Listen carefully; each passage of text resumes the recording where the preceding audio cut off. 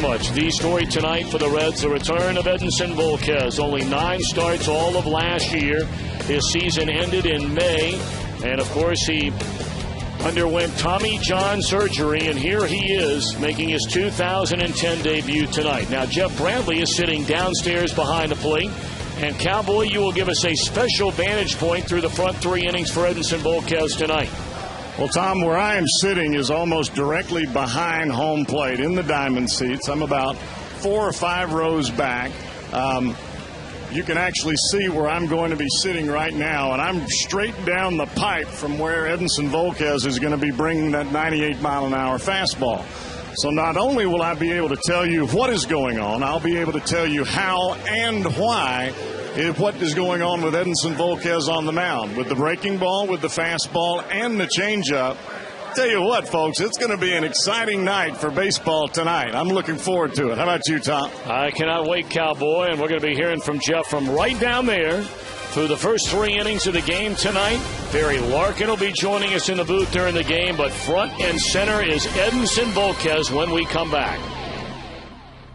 Like a good neighbor, State Farm is there. By Ford F-Series trucks, the best-selling trucks 33 straight years. By Just for Men for mustache and beard, keep your edge. And by Skyline Chili. Whenever you're feeling good and hungry, it's Skyline time.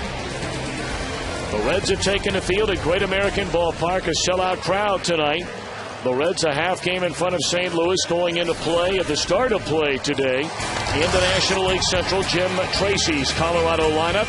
Dexter Fowler in center, Jonathan Herrera at second, Carlos Gonzalez in right, Brad Hoff at first, Seth Smith in left, Miguel Olivo catching, Ian Stewart at third, Clint Barmas at short, Jorge De La Rosa, a left-hander, is on the mound. Starting it for the Reds, his first start since the second month of last season is right-hander Edinson Volquez, and Jeff Bradley sitting down there behind home plate. It's been well over a year since he made a major league start. How do you think he feels right now on the mound? Well, I think, Tom, a lot of it going on with Edinson Volquez right now has got to be adrenaline. You're looking at a packed house here. I mean, there's no seat to be had in this ballpark. I had to move mountains, or at least Karen Forgas did, for me to get into this seat behind home plate to get such a good seat to watch Volquez. But the thing that I do remember, Tom, is when Volquez first came to the Reds. First 8 starts, he didn't even give up more than 1 earned run in any of those first 8 starts. And as you remember, Tom, he was absolutely dynamite. And that's what we're hoping for tonight. Take a look at the Reds defensively, presented by Ford behind Edinson here tonight.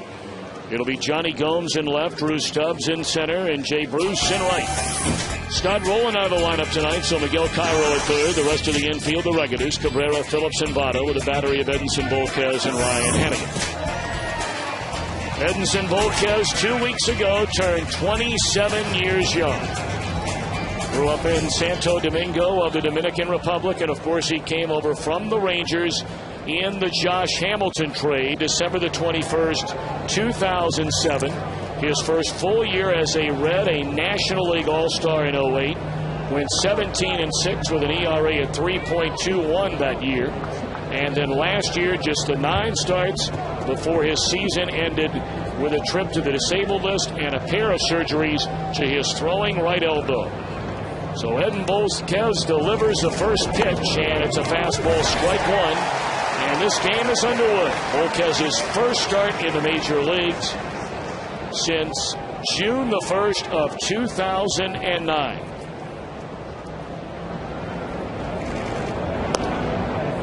In there, strike 2. Tom, that pitch there, a breaking ball at 0-1. That's not a pitch we saw a whole lot from Volquez before surgery. We saw fastball and changeup.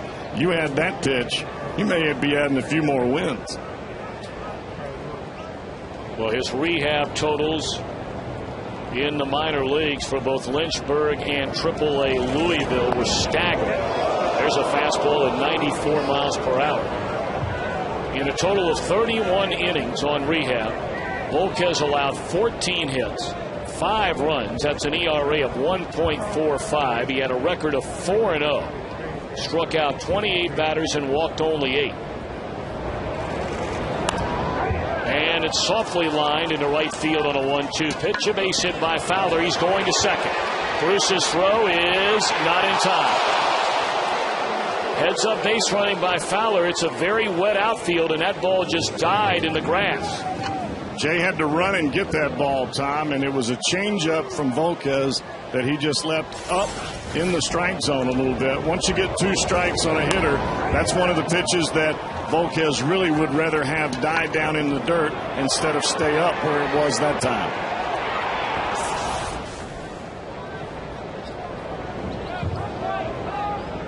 So now we see if Colorado tries to play for an early run here tonight.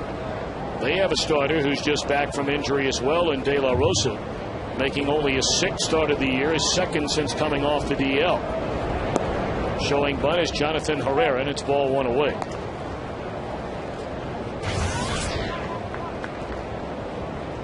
Kind of makes you wonder, Tom, if they are thinking bunt, thinking 1 run after knowing what Volquez did in the minor leagues.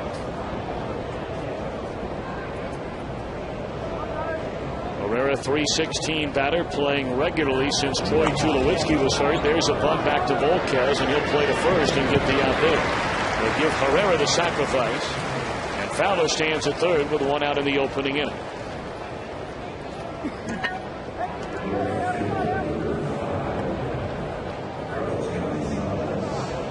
This will be an early test for him, Tom. We saw this last night with Arthur Rhodes facing Gonzalez in a pressure situation, and we'll see how it goes for Edinson Volquez here right out of the chute.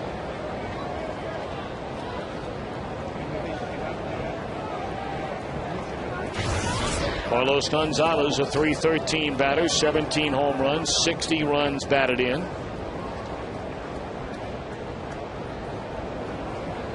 Gonzalez had big final out, the strikeout, as Cowboy alluded to in the 8th inning with the bases loaded last night, protecting that 1-run lead.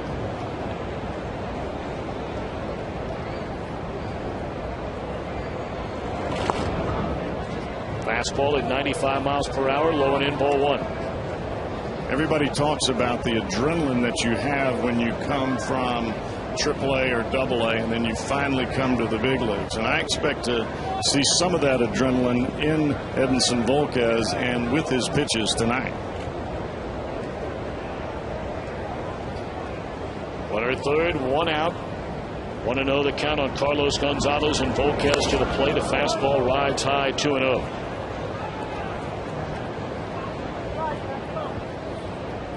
Well, you got to believe, Cowboy, that Volquez is very nervous out there on the mound. He said even before the game that he expected this to feel like the first time he's ever pitched in a major league game. I think there's no doubt about it. I can remember talking to Bill Bray when he made his first appearance out of the bullpen. He was the same way, buddy. 2-0 to Gonzalez, and it's pulled into right field. A base hit that'll knock in a run. So Colorado in front 1-0 after 3 batters, a double, a sacrifice, and a base hit. 2-0 fastball. The pitch was down in the strike zone, but as everybody knows, Gonzalez probably the best hitter in this lineup. He can hit a fastball, and it doesn't matter if it's 0-2 or 2-0, regardless of the situation.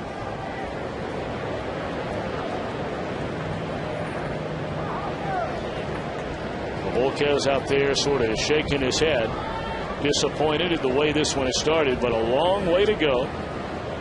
Got to keep an eye on Gonzalez. Has 12 steals in 17 attempts, and Edinson will do just that.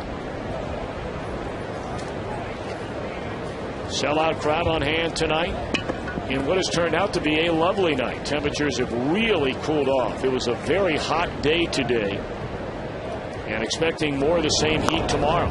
Fastball, strike 1 to Brad Hawk. Little different pitch right there, Tom. That ball was right at the bottom of the strike zone, right on the outside corner. It even had a little bit of tail to it, running away from the left-hander Hawk.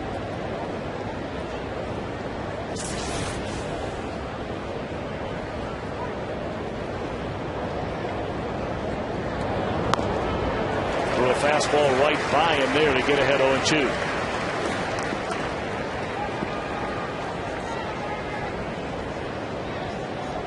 You had to know, Tom, sooner or later you're going to see some of the fight come with Volquez. I'm sure when he took the mound he's thinking, all right, relax, relax, relax. Well, after you give up that run, that battle and that tiger starts to burn in your belly a little bit. Volquez shakes off Hannigan. Now okays the next sign, and the 0-2. The changeup blown away.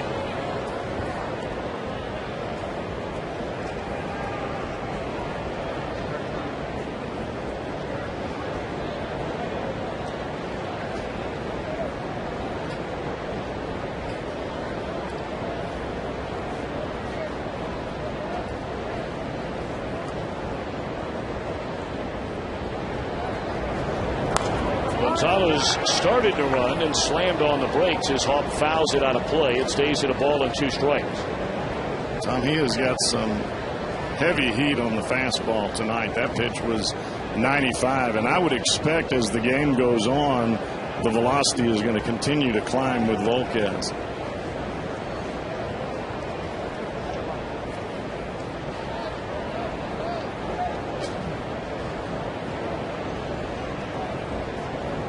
Again, 1 ball, 2 strikes to Brad Hawk. And another fastball is swung on and again fouled back to the screen.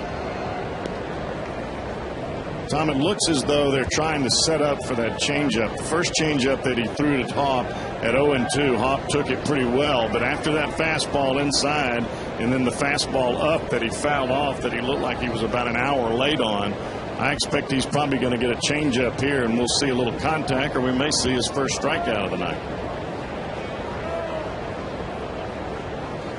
Hannigan taking a look over at the runner at first, who takes off, got a big jump, throw down to second base, no chance to get Gonzalez. You knew from the time he took off they were not going to throw him out, and that's steal number 13 for Carlos Gonzalez. Well, the 2 changeups that he has thrown, Tom, neither have been attractive enough for Hawk to take a hack at. I'm not sure if that ball is too far outside when it starts or if it's too far down in the strike zone when it starts. But I'm sure Volquez will make that adjustment because that is one of his best pitches. Well, now Gonzalez in scoring position. It's 2-2 to Brad Hawk. And Volquez to the plate. Misses down and in to run it full.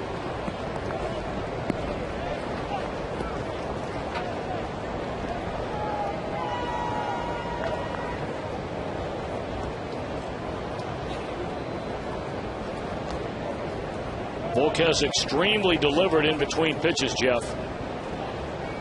And I think a lot of that is just indecision with what he would like to do here.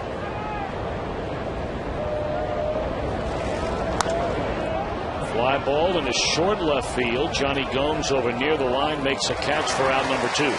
So an 8-pitch at bat ends in a fly ball for the second out of the inning.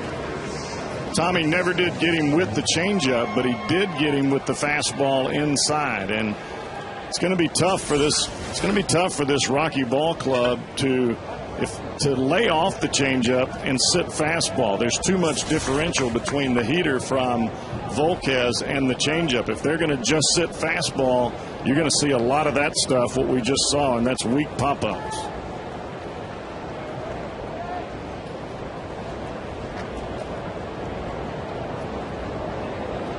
All right, 2 away in the inning. Gonzalez out at second base, and here's left fielder Seth Smith, the .282 batter. 12 home runs and 38 runs batted in.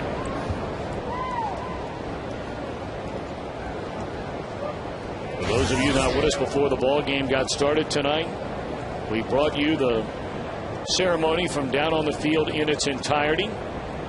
The newest members of the Reds Hall of Fame. Family members of Tony Mullane, who pitched back in the 19th century. Pedro Borbon, of course, a standout out of the Reds bullpen through the decade of the 70s. And in the same weekend where we remember the 1990 Reds World Championship season, their third baseman from that team inducted as well, Chris Sabo. Fastball away to Smith, ball 1. There you get a look at the 3. Pedro Borbon, Tony Mullane, and Chris Sabo.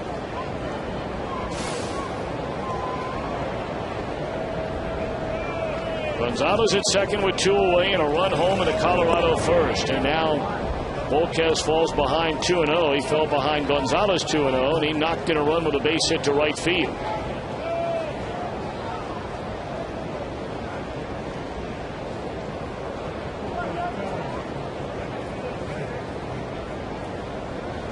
The Reds defensively straight away for the left-handed batting Smith. 2 balls and no strikes, and Volquez going to work. That's his best changeup of the night. Well, changeup is all about arm speed. If your arm speed is not there, you're going to be able to pick up the changeup right out of the hand. And you're right, Tom. That was by far the best motion and the best action coming to home plate. I thought it was a fastball, and I'm sitting right here.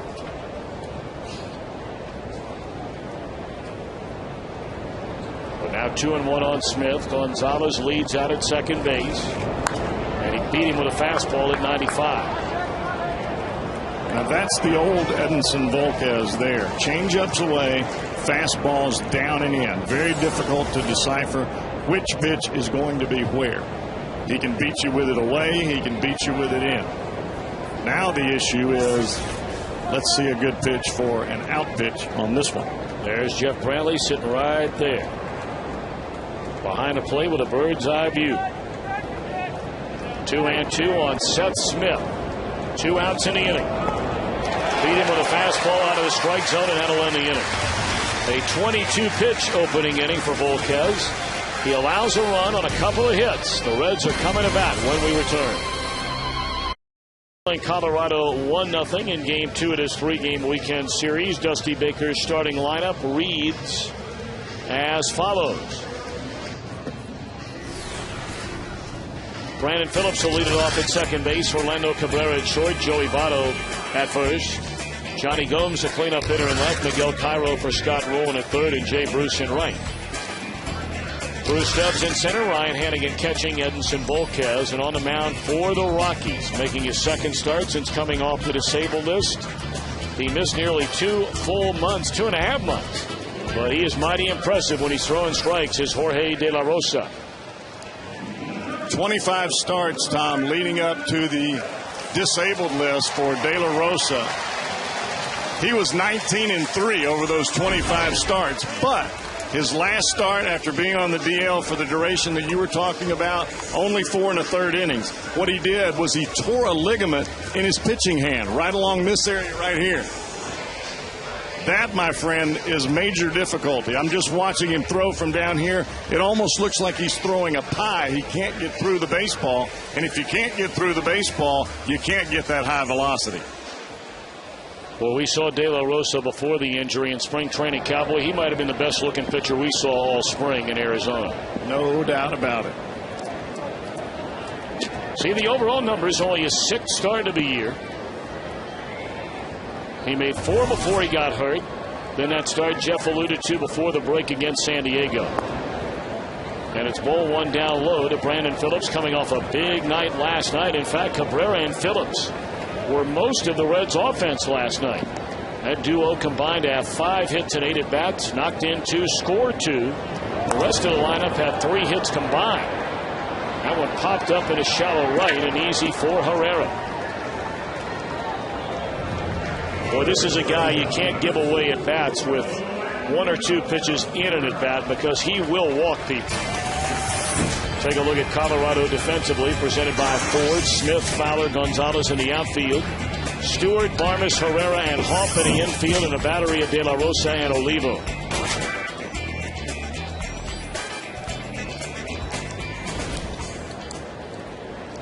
Now Orlando Cabrera, 248 batter, 3 home runs, 33 runs batted in. Ball 1. Tom, you hit the nail on the head when you talked about taking pitches against De La Rosa, especially with him having to figure out how his finger's going to feel throughout the ballgame. Well, the only pitch he has thrown in the strike zone, and he's only thrown 4 of them, but the only one he threw in the strike zone, Brandon Phillips swung at a 1-0 pitch. And that was a ball. That pitch was a changeup that was off the plate away. As a matter of fact, from where I sit, it was in the left-handed hitter's batter's box. There's ball 3. And who knows, this guy might end up throwing a no-hitter here tonight, but there is no doubt about it. There is a dramatic difference just watching the ball come out of this guy's hand than the guy we saw healthy in Arizona. There's a strike. I think you're exactly right, Tom. It almost looks as though he's almost unsure of each pitch that he throws. And when you have an injury like that, it's not a feel-good thing.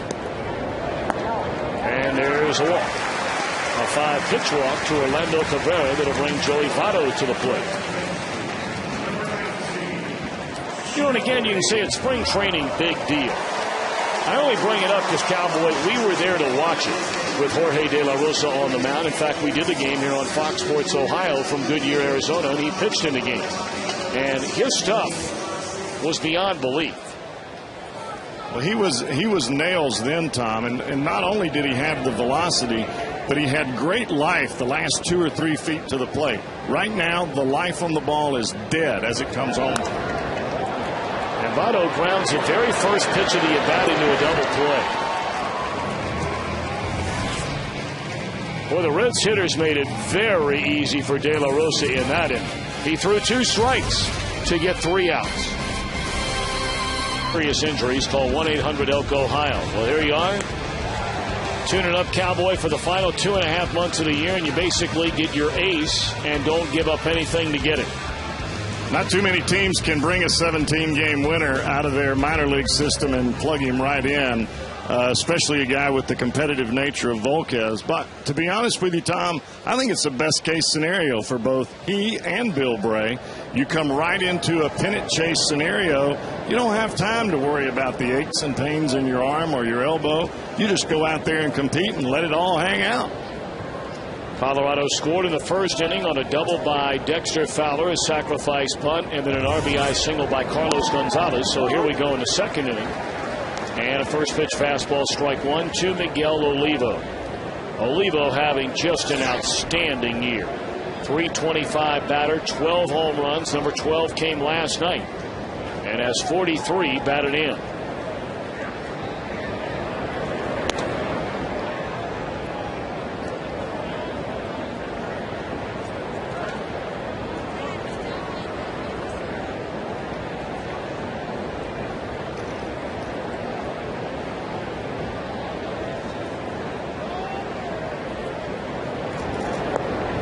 Breaking ball away, and it's 2-1 on Olivo.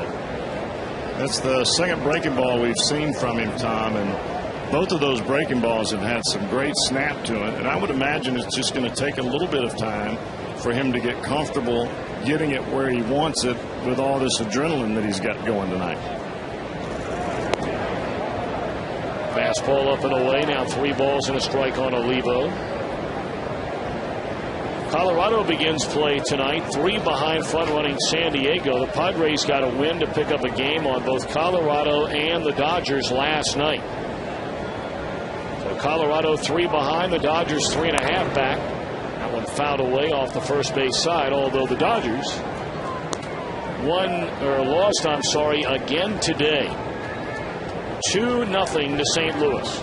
Well, that Dodger team, Cowboy, we've seen them 2 series here.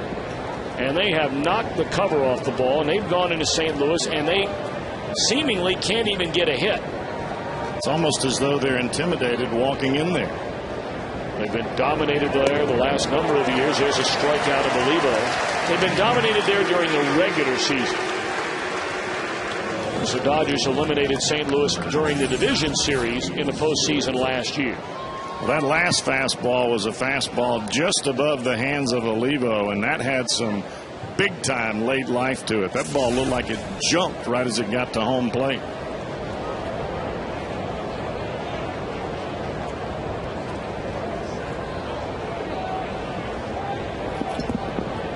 But again, for those of you just joining us, Jeff Brantley sitting right behind home plate tonight for the first 3 innings.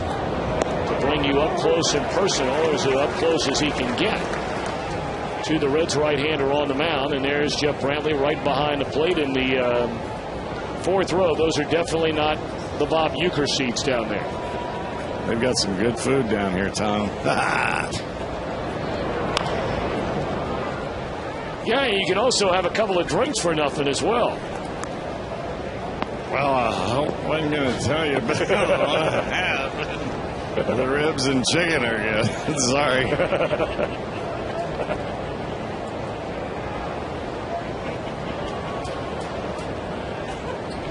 Couldn't help Don't it. forget about your pals when you come back out. I got you. 1 ball and 2 strikes to count on Ian Stewart, the Colorado third baseman. It looks, Tom, as though he's starting to loosen up a little bit. It looks like Volquez is starting to get into a rhythm a little bit. Take a little bit of that edge off. It's so difficult to pitch when your heart's beating 100 miles an hour and you're trying to calm yourself down, but yet ride that adrenaline rush. 1-2 to Stewart, and a breaking ball hit off the end of the bat. That is a foul ball. Of course, the third base umpire never made a motion because it never got to the bag. So everybody in the joint was watching for the third base umpire. That is not his call. That is the home plate umpire. Well, that shows you how much a batter can get fooled on a changeup, and it looks as though over the last 3 that we've seen from Volquez, the arm action is starting to catch up a little bit. He's fooled the last 3 hitters as they've swung at the pitch.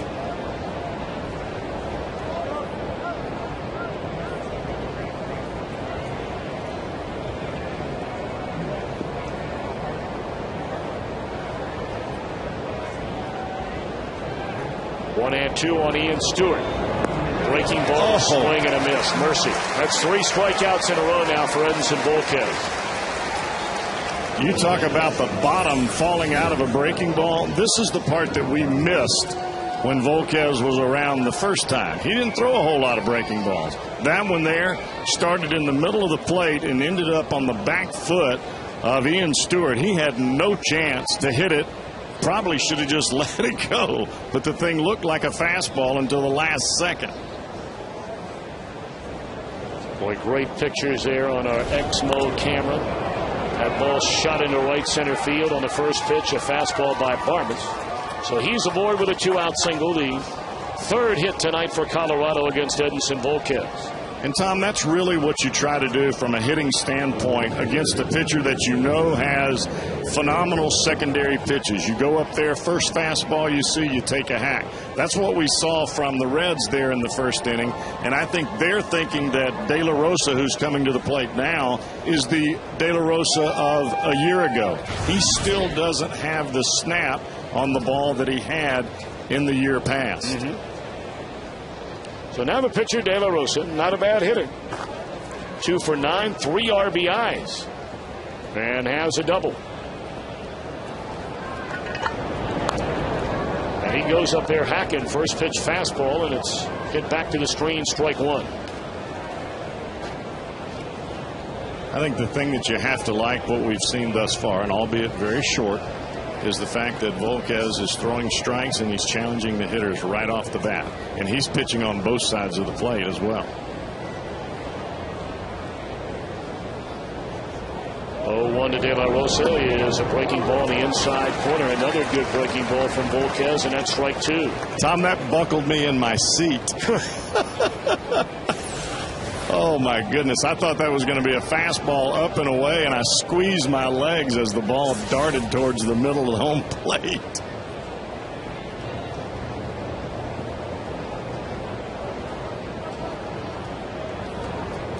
So Edinson ahead 0-2, and a swing and a miss on another breaking ball, and that will end the inning. He fans the side, allows a hit. Reds down 1-0.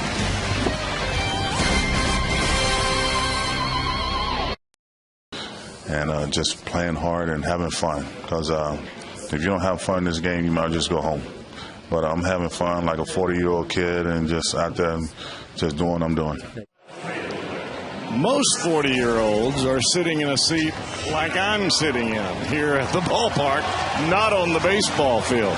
You look at Arthur Rhodes when he comes out of the ball game, he's still throwing aspirins to home plate. That is a testament to his hard work, a testament to his physical ability, and a testament to a guy who just won't say no. Jeff Bradley sitting downstairs behind home plate tonight to really get a bird's eye view The return tonight of Reds right-hander Edinson Volquez. Through the front two, Edinson has struck out 4, not walked a batter. He's allowed a run on 3 hits. De La Rosa, meanwhile, issued a 1-out walk to Orlando Cabrera in the first inning. We got Joey Votto to end that inning on a double play. So it'll be Johnny Gomes, Miguel Cairo, and Jay Bruce. Johnny Gomes not bothered by De La Rosa. 3 for 3 in his career, including a home run. No Scott Rowland tonight.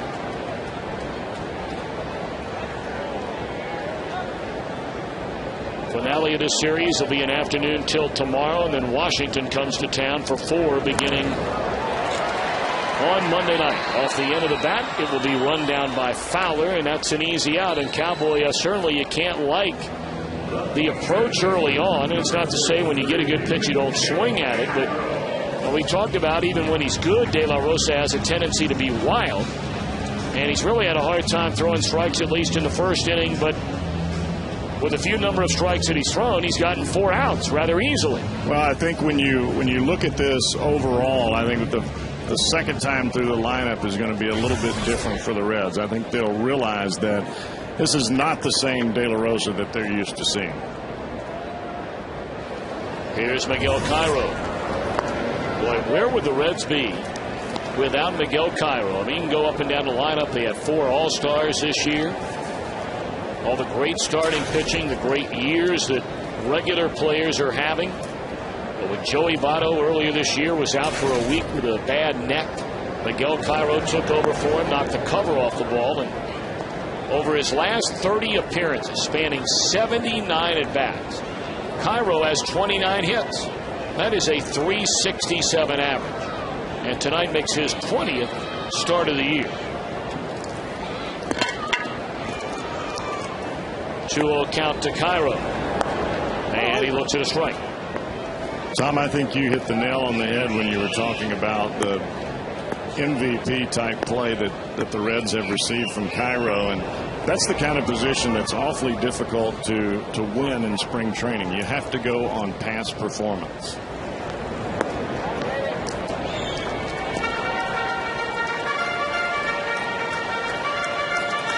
See a little more patience from Cairo here in this at bat, and you see what the count is. It's 3 balls and 1 strike because De La Rosa is still having a difficult time pumping it in the strike zone. 3-1 on the way, and there's a walk. Second of the game through the first 5 batters tonight for Jorge De La Rosa.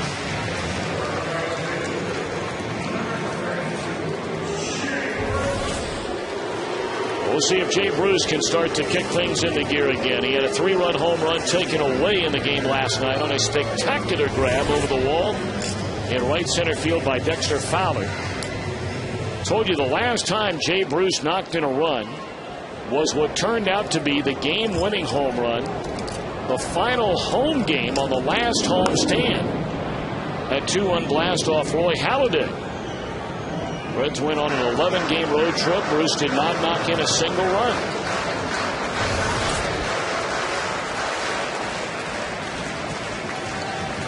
It's amazing to me, Tom, that even with a left-hander on the mound, they continue to put the shift on in the infield. They play him straight away in the outfield, but the shortstop is almost on top of second. There's a lazy fly ball into left center field. This one easy for Fowler, and they're 2 away. Cowboy, you can really see Jay Bruce's confidence against a left-handed pitcher. You know, it's that old adage about 1 step forward and 2 steps back. I mean, he's almost seemingly of late again throwing at anything coming up to the plate. He is swinging against a left-hander. It's almost as though he wants to swing at the first couple of pitches or make contact with the first couple of pitches, so he stays away from the strikeout. A pop-up is not so embarrassing. A strikeout, people talk about it. 0-1 to Drew Stubbs.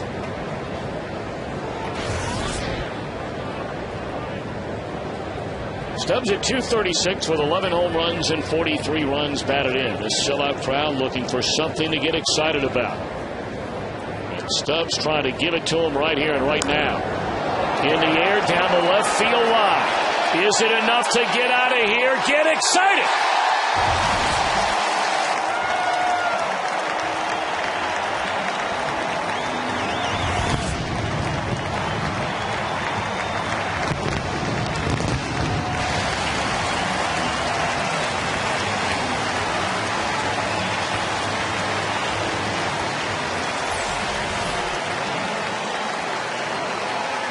Tom, that pitch looked like it was an off-speed pitch out over the plate.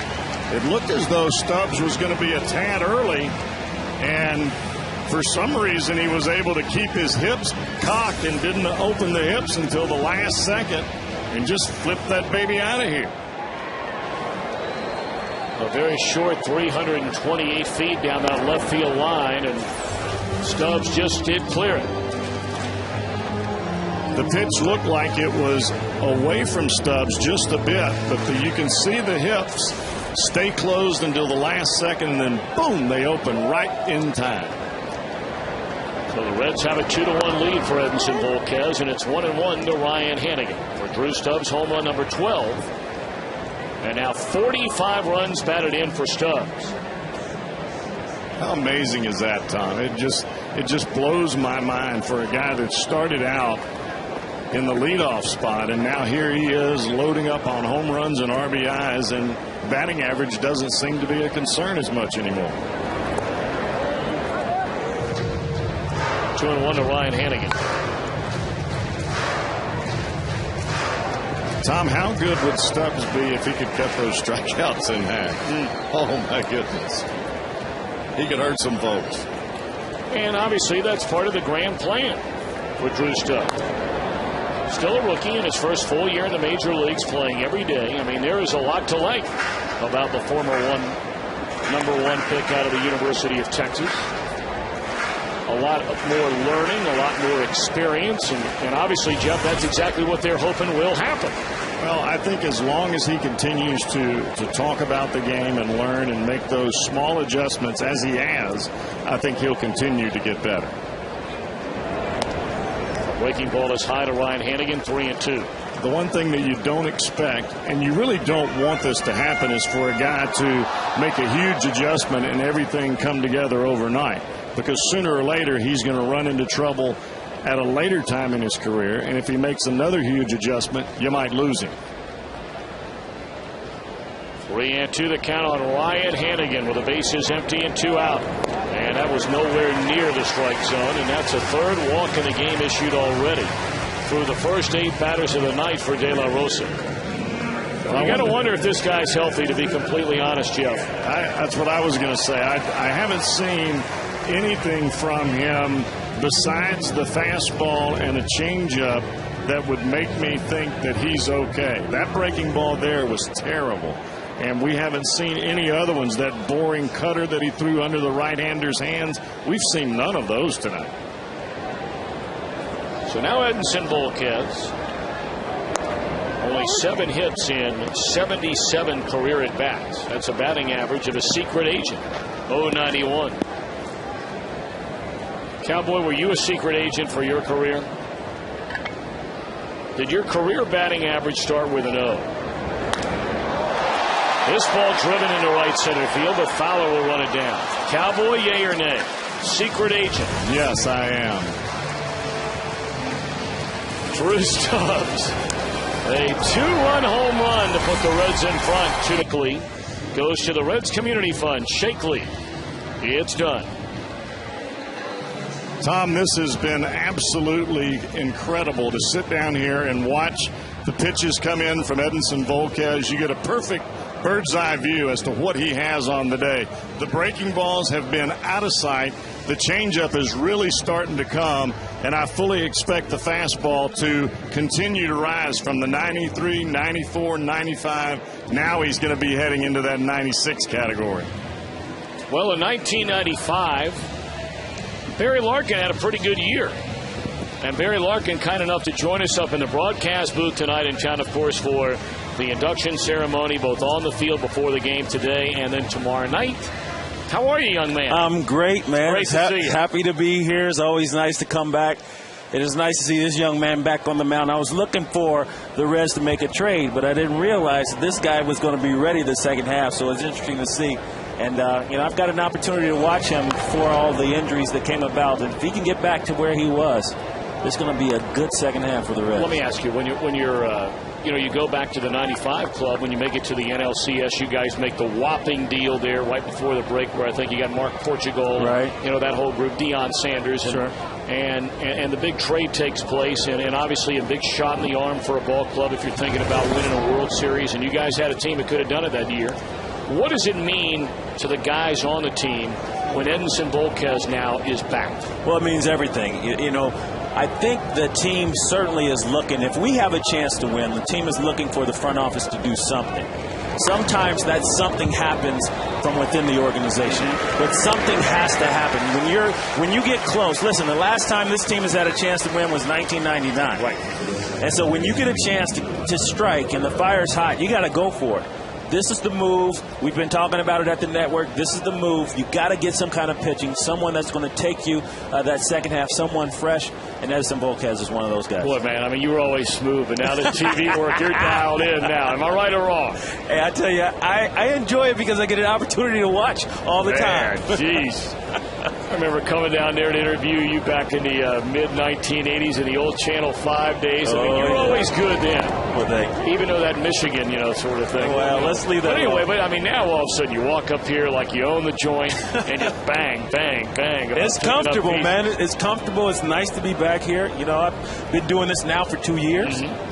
I enjoy it. I get a chance to work with some really great guys. A big fan of yours. Mm-hmm. You know, some absolutely. Matt Vasgersian is a huge fan of yours. Well, we're good buddies. Yeah, absolutely. I get a chance to work with him and Danny Plesac, Harold Reynolds, Sean Casey. Those guys. It is such a good gig that we're doing right now because we get an opportunity to watch a lot of baseball, but we get an opportunity to talk baseball. We talk about the X's and the O's, about the execution, about why guys are successful. You know, we're basically doing what we were doing in our veteran years in the dugout, in the clubhouse. Now we're just doing it on TV.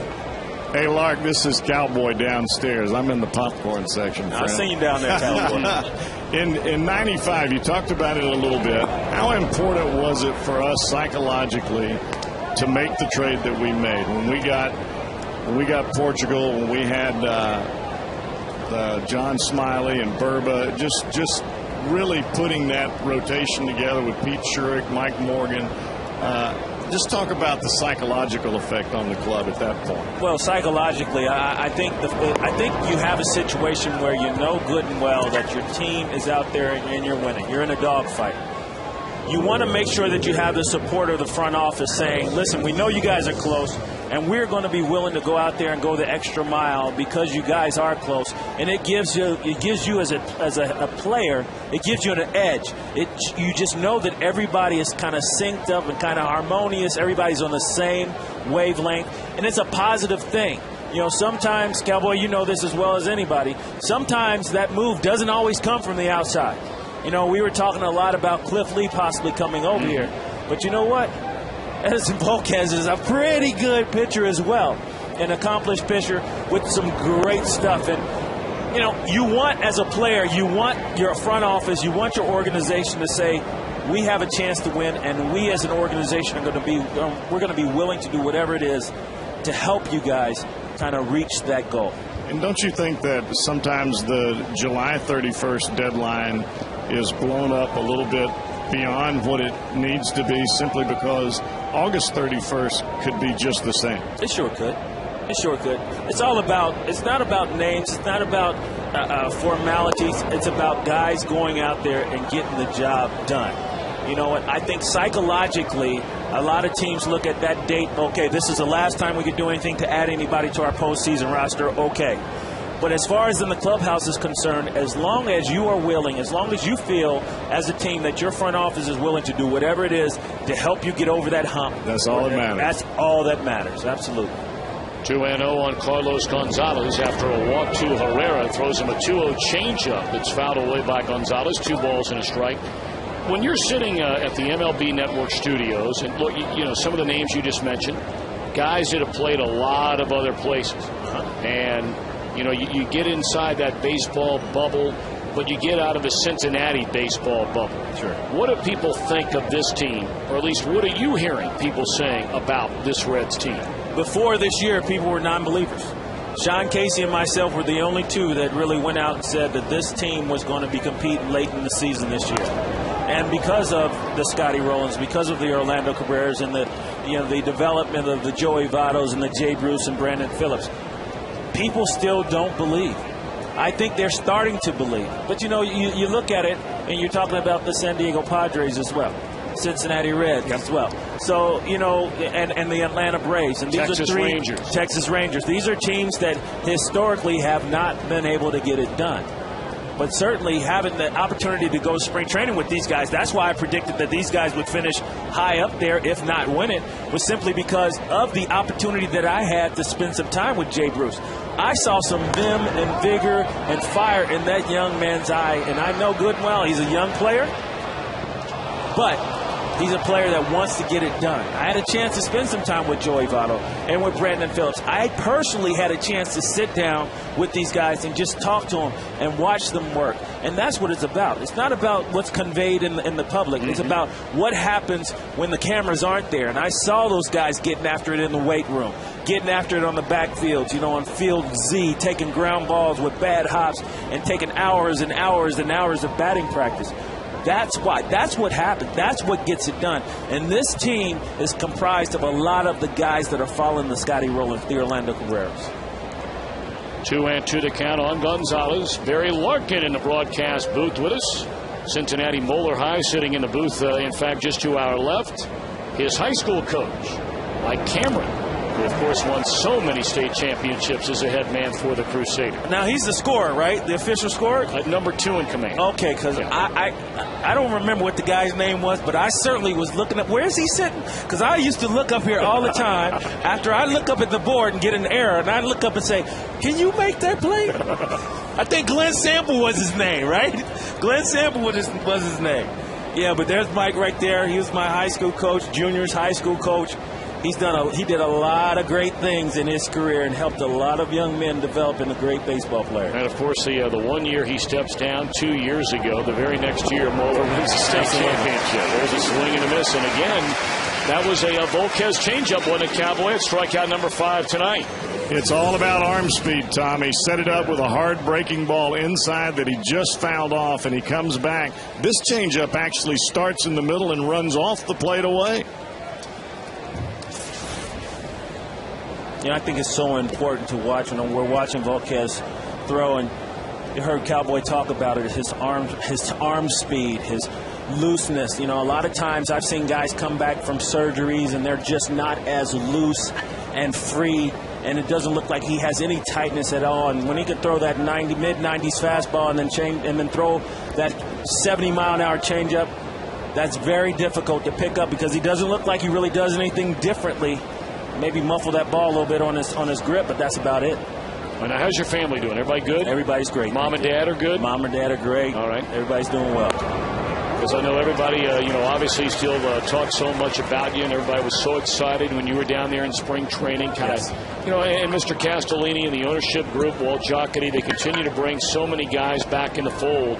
I mean, it really is exciting to be a part of this organization again. It really is, man. I get a chance to talk to Eric, Mario Soto. I spend a lot of time with him today, and Tom Browning.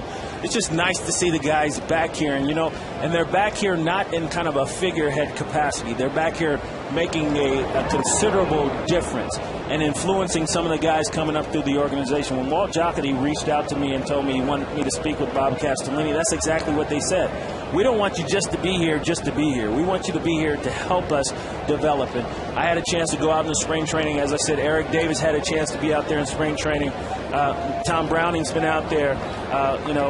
There are some great baseball minds and great baseball people associated with this organization right now, and it's a good thing. Well, I know you had the chance to work for another Major League Baseball team for a while there, but it never felt right to the rest of us when you were over there. And I used to see it when we go rolling in there.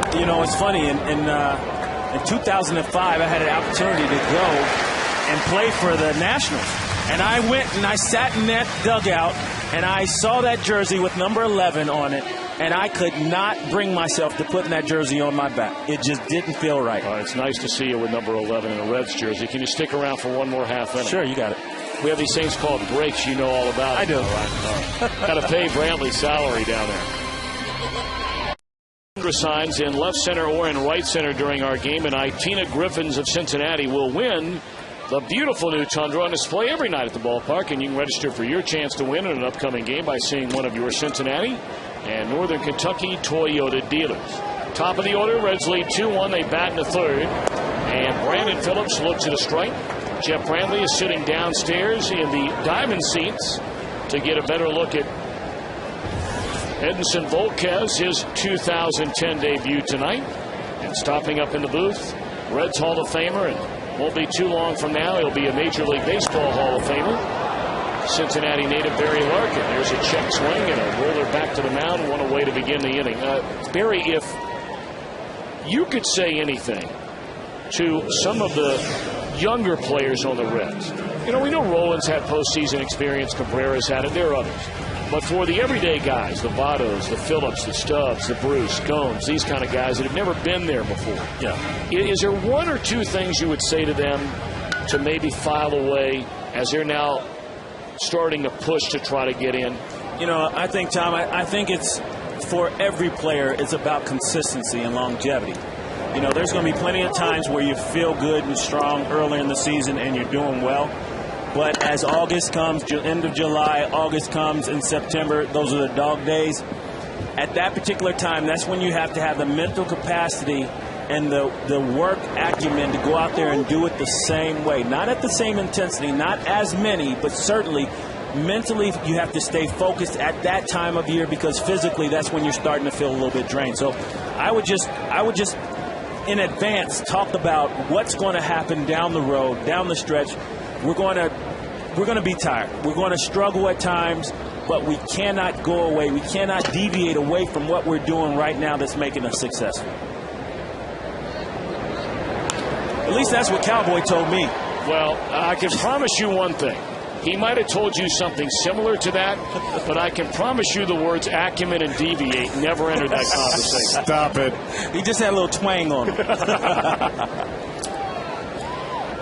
When those two words especially rolled off your mouth right there, I said, I know it's the first time in this broadcast booth that anyone, me included, have either used acumen or deviate. There's a base hit into left field by Cabrera.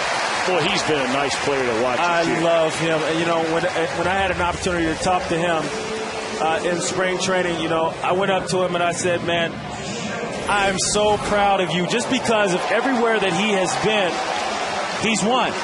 Everywhere. And people want that in the organization. My only hope is that he is able to stay in Cincinnati for some time, because I think that position is so important to have consistency, and he is a very consistent player.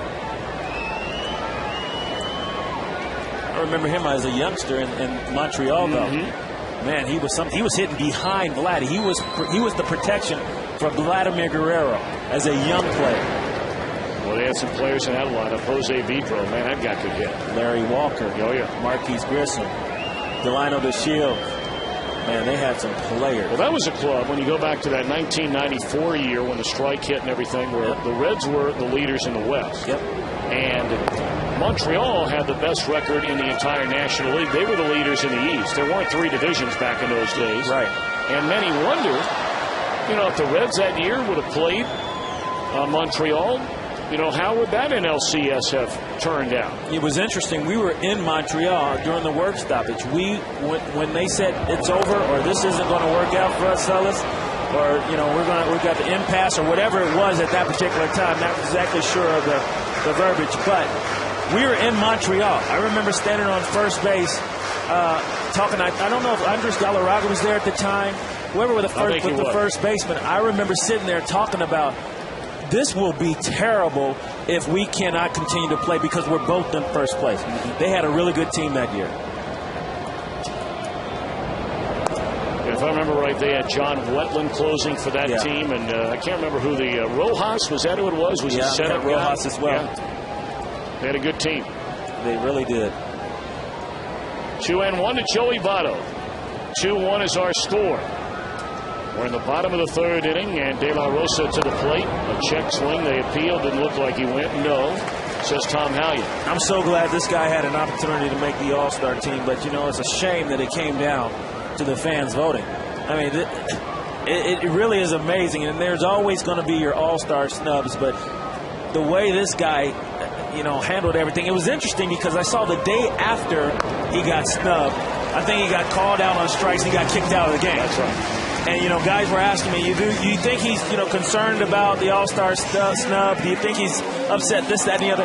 Then the following day, I think he hit like 2 home runs. In New York? Right, absolutely. Yep. So it was nice to see. But you know what? That's all development. That's all maturity. And I don't know what's going on, but I know he's had some issues in his life. But it's so nice to see him develop as a player, as a young man. It's nice to see him smile. Cowboy, how much fun was it being a teammate of Barry Larkins? I can remember this play to the day. I had saved, I don't know how many saves in a row, and we're in Colorado. I end up walking the bases loaded. We had 1 out, and Eric Young is at the plate. Eric Young had not hit into a double play in his life, and he hits a ball that goes right beside my right leg as I landed. And I'm thinking, oh, God, never going to score. And I turn around, and guess who's standing at second base? The guy just to your right. Picked it up, stepped on second, threw it to first, double play. And I remember it like it was yesterday because I could not believe that he went that far to get that ball because it was smoked and ended up turning a double play. And that's that one save out of the year that you think, would I have really won the Rolaids that year if that didn't happen? So but see, you have what to give credit to all your guys that are behind you, because you don't do it by yourself. But see, what Cowboy doesn't realize, as both runners, or at least the lead runner, Cabrera took off to steal third. The trail runner, Votto, was not rolling. And then all of a sudden, when it squirted away from Olivo, Votto able to go to second base. The one thing that never goes goes into a slump is speed. You got a left-hander that's pretty slow, De La Rosa, to the plate. Anytime you got a base runner on second base, then Orlando Cabrera, I guarantee you, he knew a breaking ball was coming because you see him peeking in there. But veteran guys that have speed can put pressure on the defense, and this gives clubs chances to win ball games. Yeah, that ball almost hit Joey Votto. But what I was going to say is Cowboy didn't realize his back was to me, but I was breaking behind that runner. There's a liner in the left that'll knock in a run. Tagging and scoring is Cabrera, and the Reds lead 3-1. I was actually out of position because I was breaking for the runner behind. Don't tell me that. That's ruining my dream. You're ruining my dream. I can ruin it now, Cowboy. It's over, buddy. That was the greatest play of all time. I don't care what you said. One Barry Larkin story for me, and I'll never forget it as long as I live. I was announcing the Cubs games at the time, and the Reds came into Wrigley Field, a night game, a rare night game in those days. Yep. And I was working with Bob Brenly at the time and Ron Santo, but 3 at-bats in a game. First 3 times you came up in the game, you came up with a runner at second base and nobody out. And the first 3 times up in the game, you hit ground balls to advance a runner. Sinking liner is caught, and that will end the inning. That's a nice play by Gonzalez. But anyway, you advance a runner, you score all 3 times. Your last time up, you get a double to knock in what turned out to be the winning run. And Bob Brenly looked at me and said, man, that guy is a ball player. Very great to see you, man. All right, Tom, thanks for having me up here, buddy. Thanks for coming up. Have a great weekend. And we'll see you on MLB TV and the MLB Network the entire summer. And I know you'll keep talking up those Red Legs. I will, and I'll look for them to be in the postseason because I'll be covering that too. Just don't bring Vasgersian or Please out. All right? All right, buddy. Good seeing you, Barry. Barry Larkin in town for the weekend. In Northern Kentucky Toyota dealers, where you can register to win the Tundra at Great American Ballpark by JTM. Food, family fun, JTM. And by Geico, 15 minutes could save you 15% or more on car insurance. Visit geico.com or call 1-800-947-AUTO. Top of the 4th inning, the Reds with a 3-1 lead. Edinson Volquez begins the 4th. Ball 1 to Seth Smith. 57 pitches in the game by Edinson Volquez. And Cowboy, you think he is getting better as we move along in the game? I really do, Tom. He just looks like he's settled down a lot more. He's moving the ball on both sides of the plate. That's in the air behind the plate, and it's out of play. About 2 sections over from the Cowboy. The thing about it, Tom, is you look at that pitch there to Seth Smith, and you can dissect it all you want. The bottom line is, for Volquez to get full extension and to drive that ball at his hands, you have to be totally healthy. Otherwise, you can't get it there. There would be something that would hinder you from being able to drive it all the way on the other side of the plate, away from your arm, and still be able to keep it straight. If you were hurt, the ball would tail back over the plate. 2-1 to Smith. He'll be followed in the inning by Miguel Olivo and then Ian Stewart. Colorado scored in the first inning on a leadoff double by Fowler. They bunted him down to third, and then Gonzalez knocked him in. After Gonzalez stole second, Volquez retired the next two.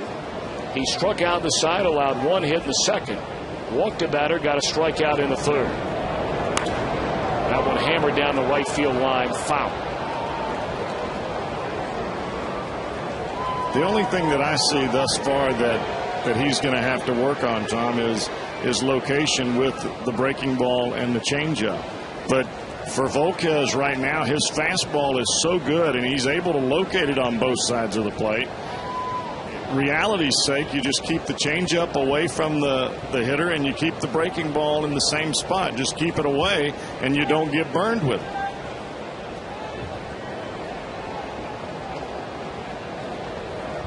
Two and two to Smith.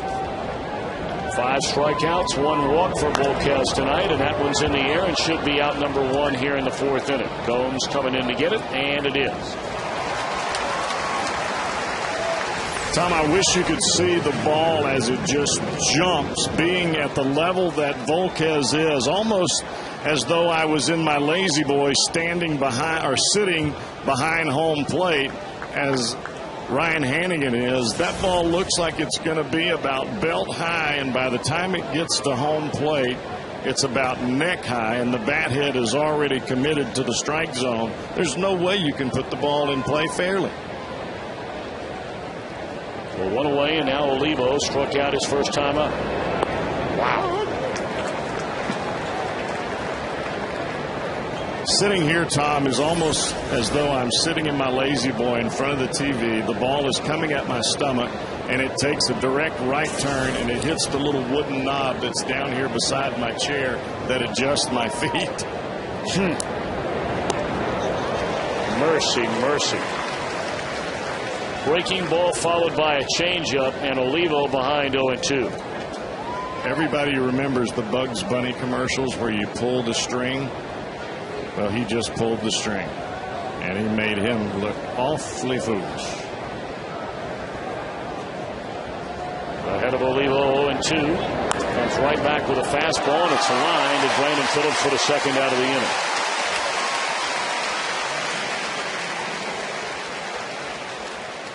You have to remember, too, Tom, that Volquez has been setting up minor league hitters for the last, I don't know, 2 or 3 weeks, whatever the time was that he was down in the minor leagues doing rehab. And I think the one thing that he'll remember is that when you set up a minor leaguer, you can go down and away and get him out. When you set up a big leaguer, that fastball after 2 off-speed pitches better be inside. 2 down for Ian Stewart. He struck out his first time up. Colorado scored in the first. The Reds got a 2-run home run by Stubbs in the second. And after a 1-out hit and a walk to Cabrera and Votto, a sac fly RBI by Johnny Gomes made it a 2-run lead.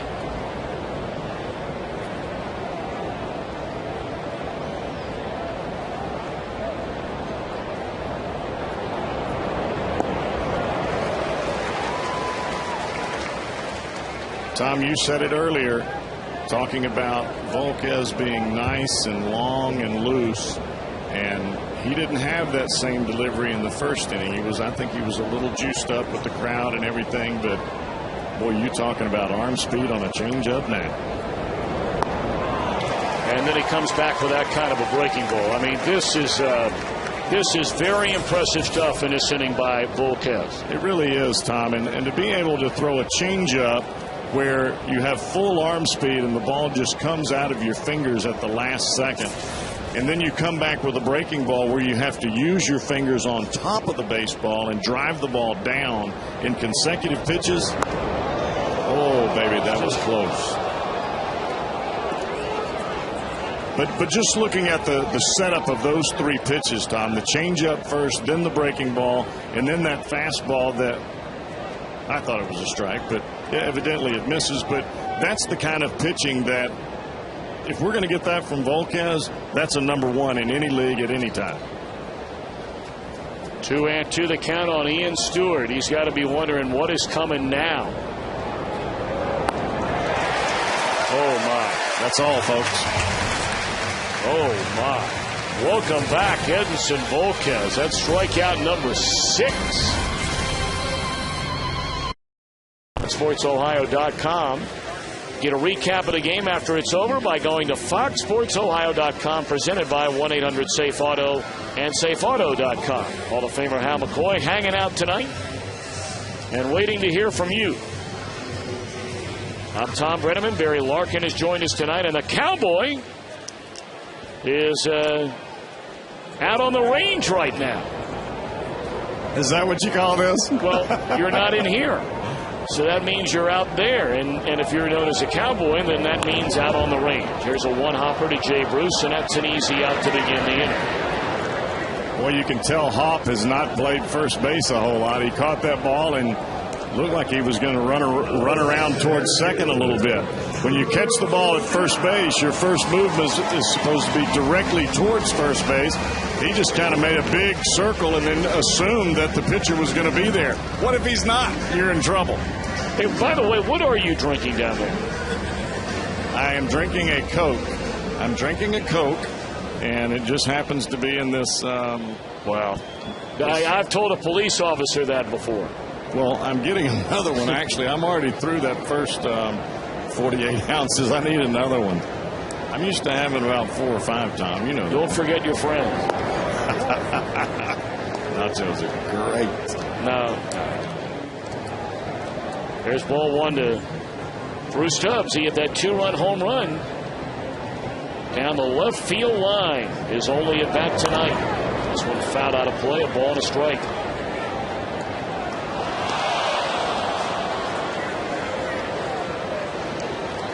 So, Cowboy, when all is said and done, are those seats down there worth the price of admission? I would pay whatever they ask me to. I mean, this is big time. They just bring you whatever you ask for. You don't even have to move. It's like being in a restaurant, but yet there's a live baseball game on 5 feet in front of you. Doesn't get any better than this. Now, don't forget your friends. I don't have any right now. 2-1 the count on Drew Stubbs.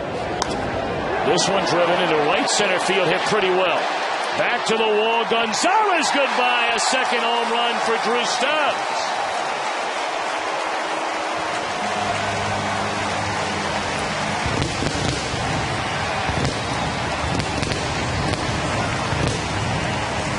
Thirteen home runs on the year now for Stubbs, and that makes it a 4-1 game. Tom, that was a pitch that he had fouled off earlier in the at-bat. A fastball down and away. The fastball that he hit out was a fastball in. So De La Rosa tries to go back away from him again, and he looks like he's on the Cub path now. He's looking for 3. Well, of course, it wasn't that long ago where Drew did hit 3 in a game. That was a 3-home run game in Chicago on that last road trip at Wrigley Field. But fastball down right around the knees, and Stubbs hammers that ball into right center.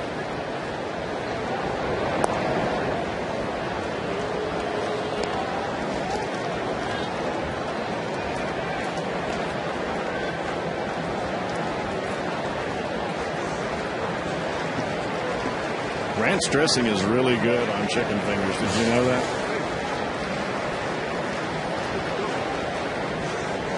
Well, we're not going to know either. Apparently, you said you have no friends. So We know what that means for us. I'll save you a buck. Some unopened honey mustard over here. I'll bring that to you. 3-0 to Ryan Hannigan with 1 out and nobody on. Let's see if they green light him, leading by 3. And it misses. Whoa, it's called a strike. Borderline strike there for De La Rosa. That ball looked as though it cut right at the last moment. Looked like it started over the plate, over the inside part of the plate, but it looked as though it cut off the plate right at the last second. 3-1 to Ryan Hannigan. And that one did miss off the inside corner. Ball 4, and that is 5 of them tonight by De La Rosa. That last pitch, Tom, everybody in the stadium, if they were watching De La Rosa, they would know that that was a changeup coming. He slowed down so much, and that's one of the things that we talked about early in this ball game with Volquez, how good his arm speed was compared to the fastball delivery and the changeup delivery, almost identical. With De La Rosa, the fastball delivery and the changeup delivery, there's a lot in between. Bob Apodaca, the pitching coach, under manager Jim Tracy, out to visit with De La Rosa. Nobody warming up right now for Colorado. I mean, De La Rosa's only thrown 52 pitches in the game, but he's allowed runs in each of the last 3 innings. And this is where he got in trouble in his last ball game. He didn't make it past this point. He made it to 4 1/3, and he was gone. Volquez in his career with 11 sacrifices, and undoubtedly is up there to try and get number 1 this year. Pulls the bat away inside, ball 1.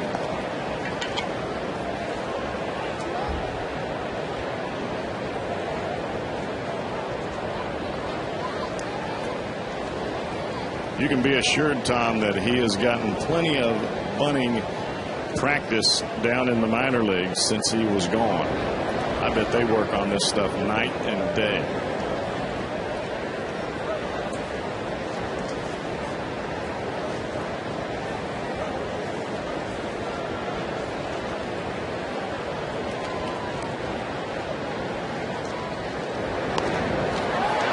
Right in front of the plate, and Olivo throws, and it's off the glove of Barmes, and on to third goes Hannigan. That had some tail on it, but it certainly looked like a ball that Barmes should have handled. Tommy never got himself square with second base, and I'm talking about Olivo behind home plate. If you don't get yourself square with second base and throw the ball over the front shoulder, the ball will tail. And he looked like he was trying to hurry. You don't have to hurry with Hannigan running. That'll be a throwing error on Olivo. Give Volquez a sacrifice. And after looking at that replay, that ball really gave Barmes no chance to make that play. So now the Reds have a chance to, I'm not going to say kick in the door. There's so much ball left to be played here tonight. We're only in the bottom of the 4th inning, but they can make it mighty tough. Now Phillips has been a little impatient his first 2 times up tonight. On a 1-0 count in the first inning, popped up to second. And then on the second pitch in the 3rd inning, he had a check swing roller back to the mound. And you have to believe, Tom, that this Reds team has learned their lesson about letting up. You would think they would have learned it after the game in Atlanta, and I would bet my bottom dollar they have learned it after the game in Philadelphia. You don't let up, swinging the bat, scoring runs, whatever it may be, until the last out is retired.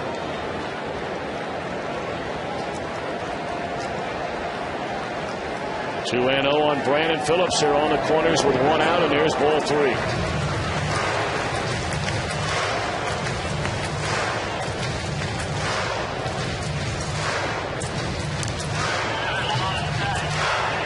Chacin gets loose in the Colorado bullpen.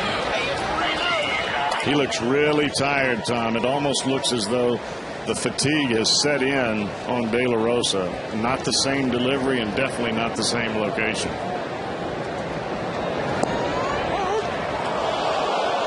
Borderline 3-0 pitch here, called a strike.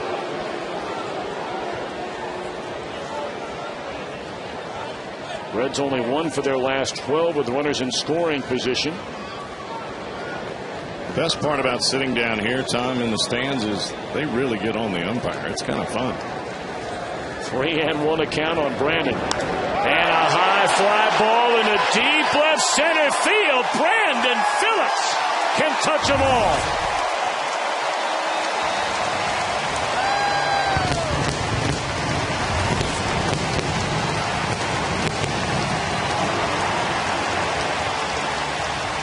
A 3-run home run in a 4-run fourth inning.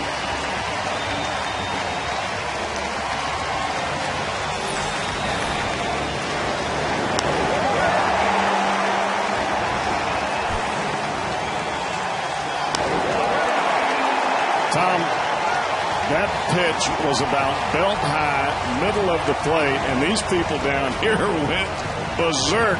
Not as the ball went over the fence, but as the ball took off from home plate. Oh, my goodness. And that's going to be all for Jorge De La Rosa. A 1-out solo blast by Stubbs, a walk to Hannigan, a sacrifice and a throwing error allowed Volquez to reach. And then after Brandon got ahead in the count, 3 balls and 1 strike, he did what you're supposed to do. 3 balls and 1 strike, and that's hammer something. Yolis Chacin will take over our Skyline Chili call to the bullpen. Batted in as a third baseman since 1975. And we'll give you a little while to think about that one, and meanwhile we'll tell you about the changes made by Colorado. Double switch, they'll bring in Melvin Mora to play third base. And Yolis Chacin takes over on the mound. This is a young man that they believe is going to be an outstanding starter. They moved him into the bullpen. In fact, he had made 12 straight starts before they sent him to the pen. Tonight is only his second game working out of the Colorado bullpen. A very impressive rookie right-hander.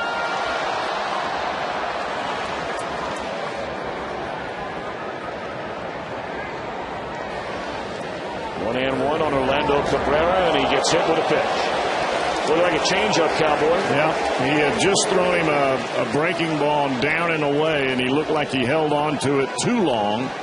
And then he throws the changeup, and he doesn't hold on to it quite long enough. Boy, as a pitcher, Tom, the last pitch that you want to hit a batter with is the changeup. If you hit him, you at least want it to hurt a little bit.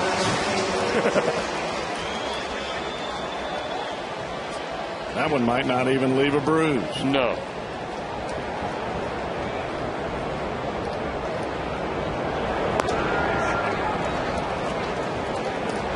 I think part of the reason that they are making this move with Chacin into the bullpen is for him to challenge the strike zone as much as possible. I think when he was in the rotation, he was trying to make too many great pitches instead of just making good pitches. Up and away, 2-0 to Joey Votto.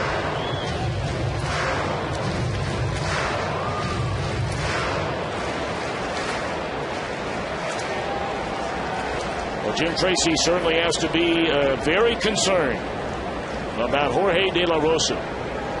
Back-to-back starts since coming off the disabled list, and Cowboy, he doesn't look like even a shadow of a guy that we saw who was so good last year down the stretch. And, I mean, just had unbelievable stuff when he was healthy this spring. He really doesn't have a whole lot of spring in his arm and at his release point. He almost seems as though he's pushing the baseball. And when you push the baseball, you're not going to get much out of it. You can get by with it for an inning or two, and then the hitters catch up to it. And the reason I use that as an example, because that slingshot mechanism that you see from most pitchers, that's what gives the ball life when it gets to the plate. And he didn't have any life at the plate, even though he had velocity. The life is what gets people out, that late dart, that late movement. 2-2 to Votto, and he takes off the inside corner. 3 balls and 2 strikes.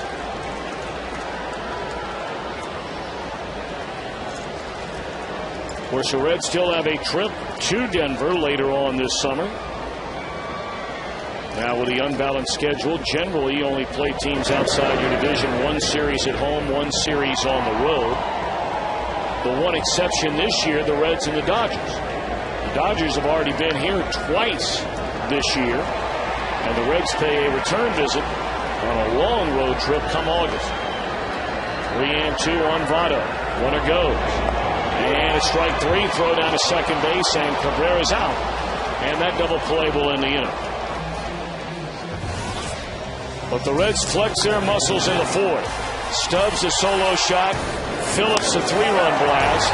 Reds lead as we go to the 5th, 7-1. Stubbs tonight, 2 at-bats, 2 home runs. A 2-run home run to give the Reds a 2-1 lead. That came in the 2nd inning down the left field line. And then a solo blast to right center field in the 4th.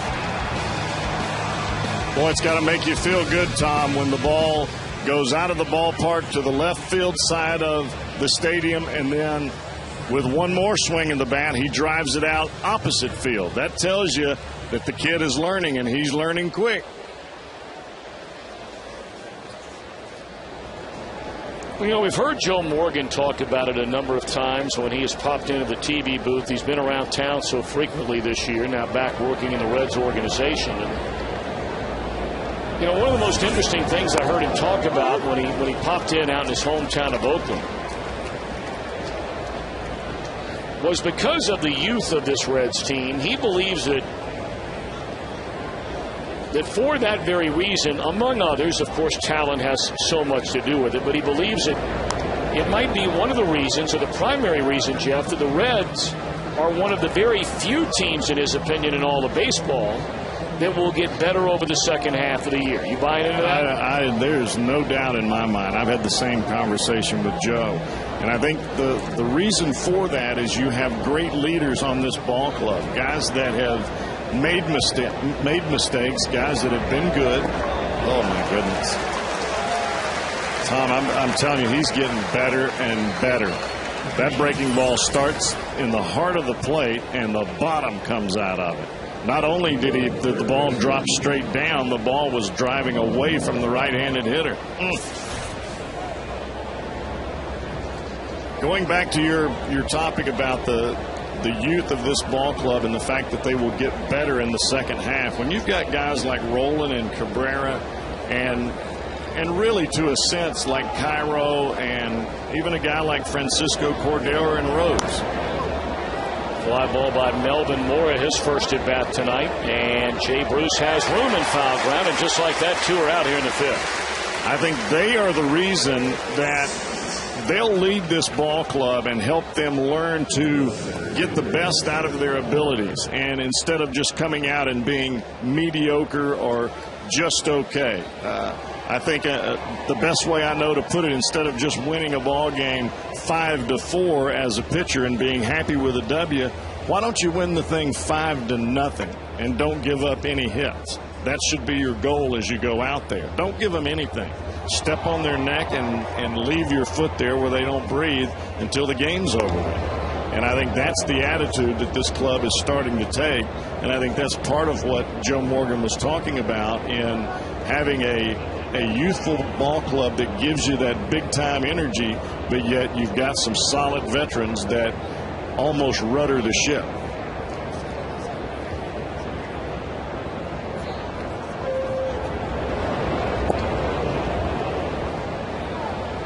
Two another count on Dexter Fowler. He led off the game with a double down the right field line. They bunted him down to third, and then Gonzalez knocked him in. That is the only run against Edinson Volquez, and in fact that base hit by Gonzalez to knock in Fowler in the first inning. Colorado has had 1 hit since then, and during that same time frame Volquez has struck out 7 and walked only 1.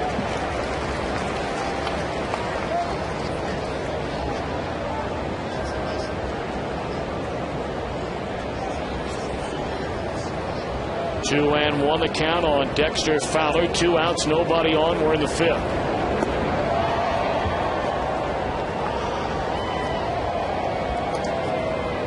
The 2-0 pitch made me feel pretty good, Tom, that he was able to go to the outside corner and get the strike when he needed it. But coming back at 2-1, I'm not sure if he was trying to throw that ball a little bit too hard or what it was, but he drove it straight into the ground. Fowler swings away at a 3-1 pitch, lost a fly ball in a deep left center field, and Johnny Gomes is right there in front of the wall to bring it in to end the inning. 5 innings of 3-hit, 1-run baseball for Edinson Volquez in his 2010 debut. The 31st, that there's 30,000 fans in attendance. Get a Homer Bailey bobblehead thanks to Cons. The Bailey bobblehead is this year's Fans' Choice winner. Get tickets at 513-381-REDS or visit Reds.com. That next homestand when the Reds come back is a 3-day homestand, and that is it. Atlanta comes in Friday night, Saturday afternoon, and then Sunday afternoon. And by the way, just to remind all of you out there, that Saturday game on your schedule will tell you on July the 31st the game is a 7 o'clock at night game. That has been changed to 4 o'clock in the afternoon. The Fox network has added that game as part of its Saturday game of the week. And I know the guys at Fox and the guys around here are hoping that that'll be a matchup of division leaders at the end of July.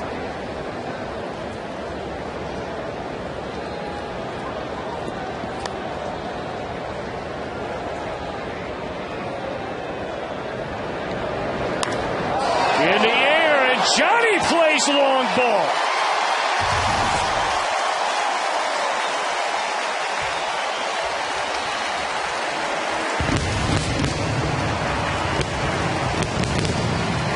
Home run number 12 for Johnny Gomes.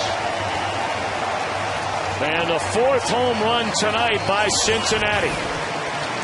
Down here, Tom, the home runs look a whole lot different. It's almost as though a 747 is taking off on the runway. I mean, they just lift off and gone into the fandom way out there in left field. Wow.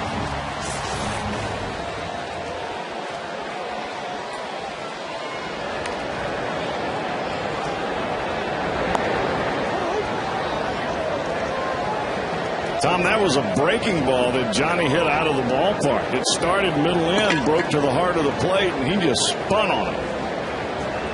Well, Great American Ballpark is going by Chase Field in Phoenix for most home runs in any ballpark this year. Reds have a total of 5 hits in the game, and they have 4 home runs. Miguel Cairo, fly ball into the aftermath of the fireworks, and able to find it as Smith for the first out in the inning. While we have a moment, let's answer our AT&T trivia question. Who is the Reds leader in runs batted in as a third baseman since 1975? And the answer is, well, who else would it be? Chris Sabin, who will be officially inducted into the Reds Hall of Fame tomorrow night. But for all the fans of the ballpark here tonight, we have a pregame ceremony hosted by the Hall of Famer Marty Brennaman. And Cowboy, your regular partner, Mr. Brennaman, on the radio side, looked very dapper, dressed up for a change tonight. I know he doesn't like getting dressed up, but he looked very sharp. He really did, Tom. He was working the tie. He had the knot perfectly coiffed. Yes, he did. Around the neckline. I thought he looked awfully special. He did. And, you know, he gets very cranky. He's a cranky guy to begin with. I mean, everybody knows that. And no one knows it better than me.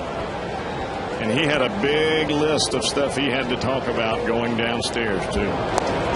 Fastball inside. Well over 3 or 4 pages, I'm sure. Well, there you see he has lost the tie. Oh, no doubt. That came off as soon as he left the field. There's a roller to the second baseman, and Jay Bruce retiring. 2 away in the inning. What he had on that red tie tonight, he looked very, very sharp. By the way, Tom, I want to thank Karen Forgas for making this possible for me to get down here and sit among the fans and be able to watch the ball game, especially watching Edinson Volquez up close and personal. My determination is that he is flat out ready to go. He looks like he just came off of a 7 or 8 game winning streak. Thank you, Karen. Now, I don't know if this is true or not, but we were told by somebody before the game that the seats that you are sitting in right now were actually the seats for Butch Jones, the new head football coach at the University of Cincinnati. Now, again, I don't know if that's rumor or whether that is a fact. No, it is a fact. As a matter of fact, he was sitting right here with all of his youngsters that had come with him and his boys, and they have since moved. I think they're in one of the suites. I think Karen took very good care of them. They may be sitting up with Mr. Castellini in the owner's suite, or they may be in the front gate suite, but I know that their seats are these were prime time, and they were more than happy to allow us to do our thing down here tonight, and I'm sure they're having a great time wherever they are in some of the owner's suites or in some of the suites that are right here behind home plate.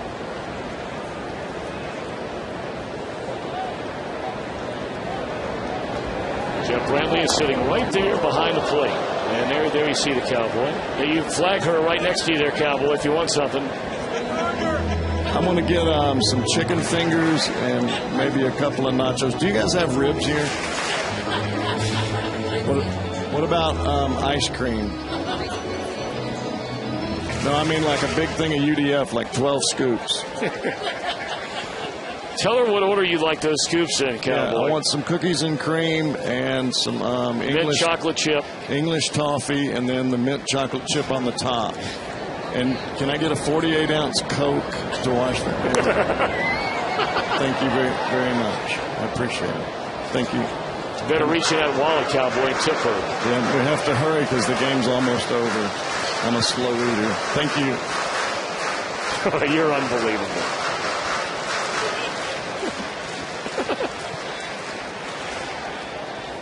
Well, you're something.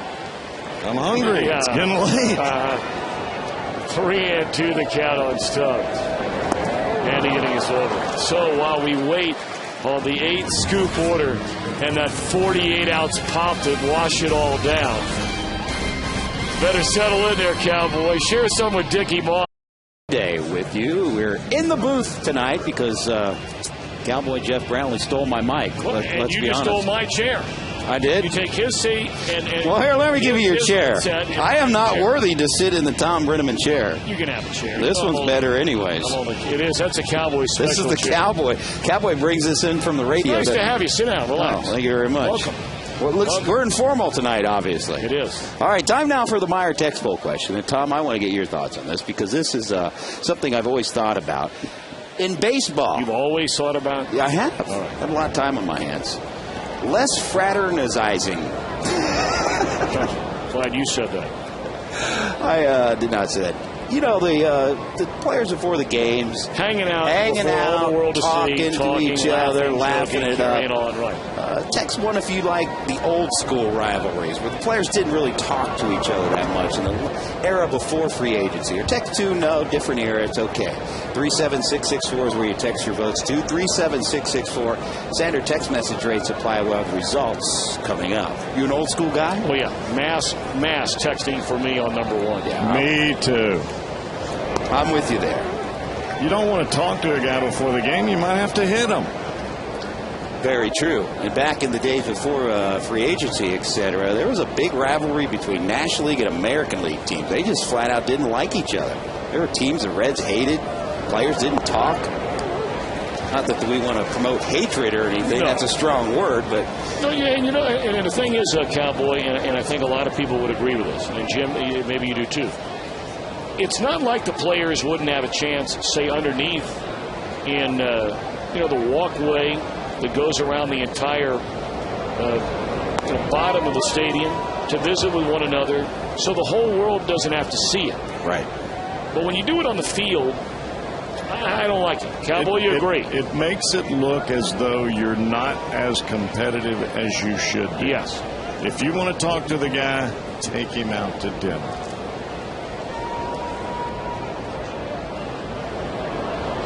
By the way, Tom, it took exactly, as Volquez walks a batter there, it took exactly, 5 innings or so for my prediction on the pregame show. My stomach was growling. I said on the pregame show that Jeff Brantley sold it, that he would be behind the plate to look at the velocity of Volquez, etc.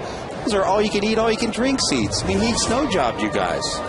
You know what? I have no problem with it. It is a much more roomy setting up here now until you just showed up. It is very comfortable up here. I think that's my cue to leave. It's very, very quiet.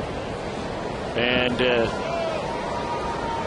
I think it's something we should explore frequently. I want to know how, for example, Travis Wood throws tomorrow. Oh, no, it's hot. Oh, I see. That ball in the air off to the third base side out of play. I've the hometown sensitive fans skin. Have not seen Travis Wood yet. Yes. The first game he started was on the road in Chicago, then New York, and then Philly. So my skin is sensitive. Can't you see how white I am? Well, have you checked me out lately? Well, I might get burned if I sit out here during the daytime. I've got to sit out there in the tie. Plus, I've got these high rows up on my skull.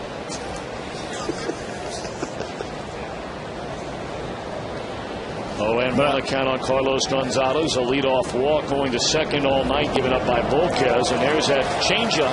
I will say this, Tom. It has been a phenomenal seat just to sit here and watch Edinson Volquez add and subtract, move the ball around. You can see so much more when you're sitting right behind home plate. You can see the movement on the ball, just the hitter's reaction, all in one frame without having to look from one place to another. I mean, he has been awfully fun to watch down here. Well, 95-mile-per-hour fastball and his 87th pitch of the night. If I had to grade Volquez, I would say that arm strength, A+++. Couldn't grade that any higher. Control is probably a B+. Arm speed, as far as changeup and breaking ball, couldn't get any better. But the thing that I like tonight, I've seen the changeup that he had before. It's just as good. But this breaking ball that he's throwing out there, it is nasty. And there's 94 gas to Fan Gonzalez, and that's strikeout number 8 in the game. When you're throwing a breaking ball or a changeup that is so good and you get it into the minds of the opponent, they'll never catch up with 94 and 95. And they have to look for the fastball. So when they're looking for it, they're going to swing at it out of the zone, whether they want to or not. Well, you got to believe this will be the final inning of the night for Volquez. The Reds have a 7-run lead. We're in the 6th inning. He's knocking on the door at 90 pitches in the game. And he's due up second when the Reds bat in the bottom of the inning.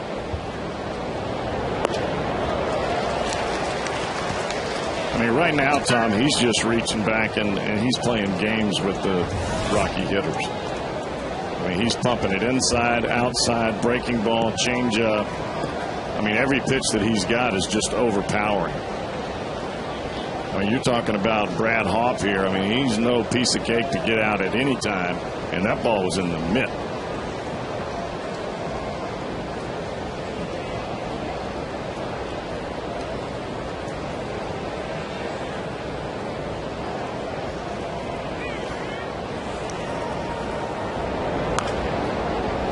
Grounded foul.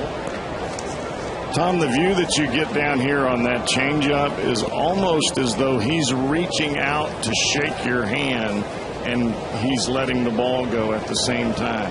The fastball, he reaches out and that baby just hops out of his hand. But on the changeup, it looks like he's reaching out even extra to say, hey, how you doing? Or maybe, hey, see if you can hit that. 0-2 to Brad Hoff. A check of the runner in the pitch. Fastball away.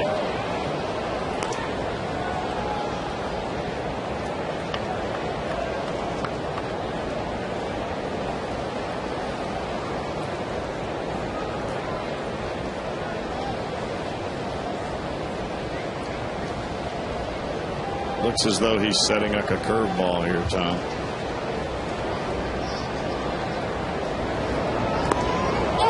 You called it, and that's strike 3. 9 strikeouts for Edinson Volquez tonight. Well, it's an off-speed pitch. It didn't end up being a curveball, but it was a changeup that ran back over the inside corner, and that fooled Hop big time. We saw Hop early in the ball game take 2 changeups away. Well, Volquez makes the adjustment. Instead of throwing it outside where he knew he would take it, he throws it inside and lets it run back over the plate for a strike, because Hop is going to take an off-speed pitch no matter what. See you later. Well, the 9 strikeouts, the most in an opening start of any season in the very young career of Edinson Volquez. Prior high was 8. Breaking ball in there, strike to Seth Smith. Where is MC when you need him? Because that was hammer time.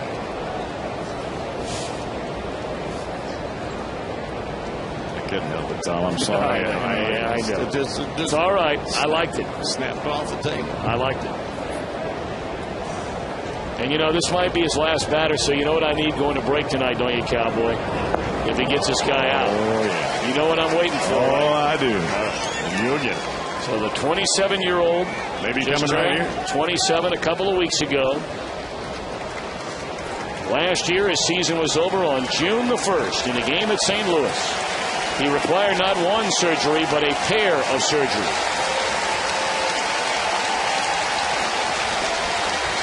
One to repair a ligament in the elbow, the other a torn flexor mass in the same right elbow. And now the 0-2 pitch is up and away. I mean, going all the way back to the wintertime, we heard how far along Volquez was and how they were going to have to try and rein him in a bit from trying to come back too soon. It was June the 12th he went out on his first rehab start. Made 2 for Lynchburg, 4 at AAA Louisville, and tonight his 2010 debut with the big league club. And he is a strike away from fanning 10 batters in 6 innings. The only run he allowed was the very first run of the game.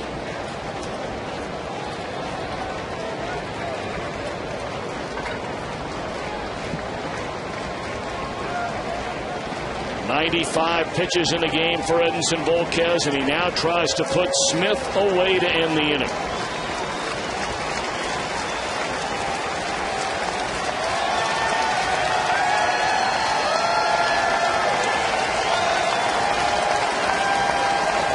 Two on the way.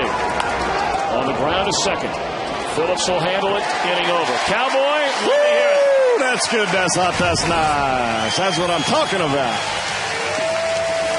6 innings of 3-hit, 1-run baseball from Edinson Volquez. Freeze can. Stuff, and more stuff. Edinson Volquez. Don't know for sure if his night is over.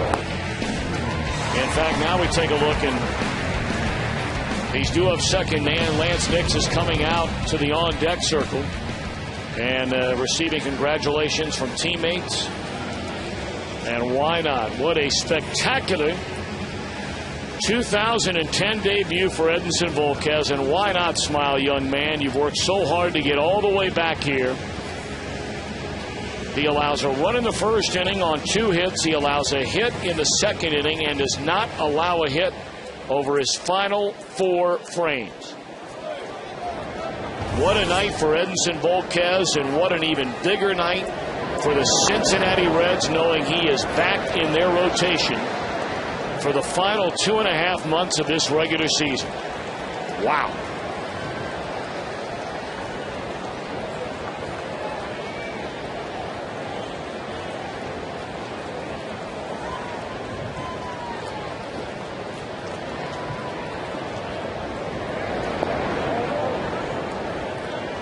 You got to remind yourself, I do anyway, I don't know about you at home, but here we are on July the 16th, Volquez putting a helmet on, and maybe he's trying to talk Dusty into leaving you in the game, but you can't help but just get so excited about what is going on around this franchise right now. I mean, especially the starting pitching. I mean, everybody we've seen from a 90 team and guys that have been around town for a while that have continued to make their home here, or those that follow the Reds. And you look up and down the starting rotation. And the 5 guys that are going to begin the second half in it. Arroyo last night. Edinson Volquez tonight. Rookie Travis Wood tomorrow. Johnny Cueto, 24 years old on Monday. Mike Leake, 22 years old on Tuesday. You know, you have the guy who's been, one of your real horses on some down teams around here, Aaron Harang, on the comeback trail. And I know some have been a little down on Harang, and really they're down on him based on the first 3 starts of the year, because ever since then he's been pretty doggone good. There's strike 3 to Hannigan. You talk about Matt Baloney and how good he has been, and now sent back to the minor leagues. Aroldis Chapman on the way, perhaps as a reliever. And then you think about even a guy like Sam LeCure, Homer Bailey. I mean, these are guys that could be in a lot of rotations right now as you get a look at the next 3 games coming up. Those are the 3 names we just mentioned. But man, oh man, to have really 9 deep in a starting rotation. And the only guy of that entire group that is really not ready to pitch a big league game right now is Homer Bailey, although he's hitting ready to go out on rehab. But to now add Volquez to all these other pitchers, it's amazing. Goodness gracious. It really is amazing, Tom, to watch what he was doing. Lance Nix off the bench, hammers one to straightaway center, and you knew Fowler would catch it if it stayed in the park. That guy can fly. Yeah, he can run. The game is so much faster down there, watching it right behind home plate. It just seems like it's almost like playing again. And to watch them all drilled like that, and you see somebody turn tail and run, you know they're going to have a difficult play on their hands, and he's still able to make a great play. Well, Cowboy, welcome back to the booth. It's nice to be back. We missed you very much tonight. I was kidding around with you. Now, I wasn't kidding around with you about don't forget your friends, and apparently you did just that. Because the only thing you walked up here with is your wallet and some eye drops and your phone. And, well, I don't believe any of those are appealing from an edible standpoint. So, well, I had some, but I dropped yours. Oh, really? And I had I'm sorry that happened to you. I am too. And you can ask Dickie. I had it ready for you, and there were so many people down there trying to get out of that Diamond Club. What are you going to do? Obviously, you just drop it and move on. I had my bag, and I had yours in there, and the guy bumped me, and your nachos and your chicken fingers fell over to the side. Sorry, but dude. in your other hand, you kept the 8 scoops of UDF. Well, they were gone. I'm sorry. All right. You didn't ask for ice cream. You said nachos and chicken fingers. No, I just said don't forget your friends. That's all I said.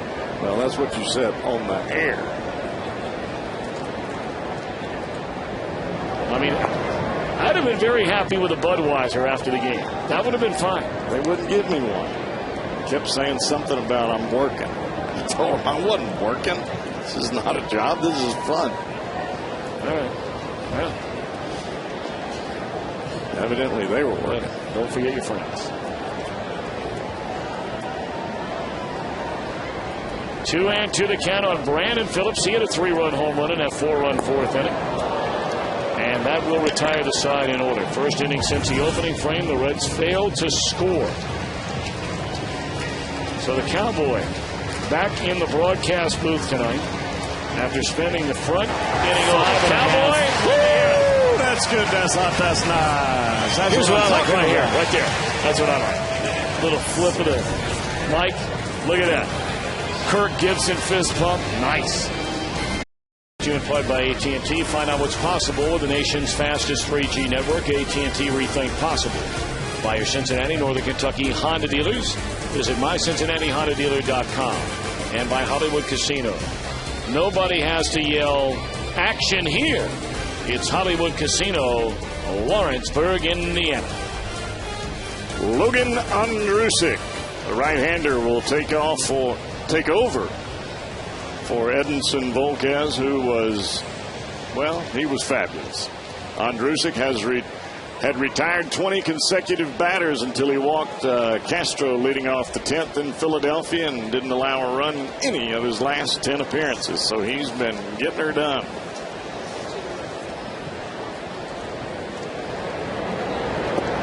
Swing and a miss by Miguel Olivo. He'll lead things off. A pinch hitter will follow, and then Clint Barmes.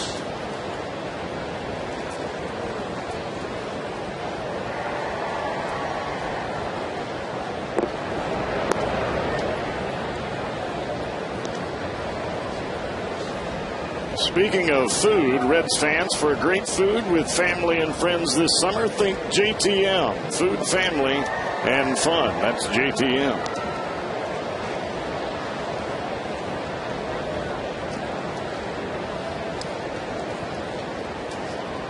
Two-one delivery, and it's up and away to Olivo.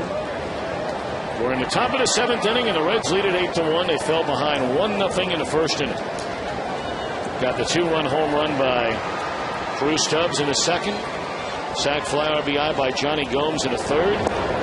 In a 4-run 4th inning, a pair of home runs. Solo shot by Stubbs and a 3-run home run by Phillips. And then Johnny Gomes got in on the act with a solo home run leading off the 5th. And in this part of the ball game, coming out of the bullpen, you make them swing the bat.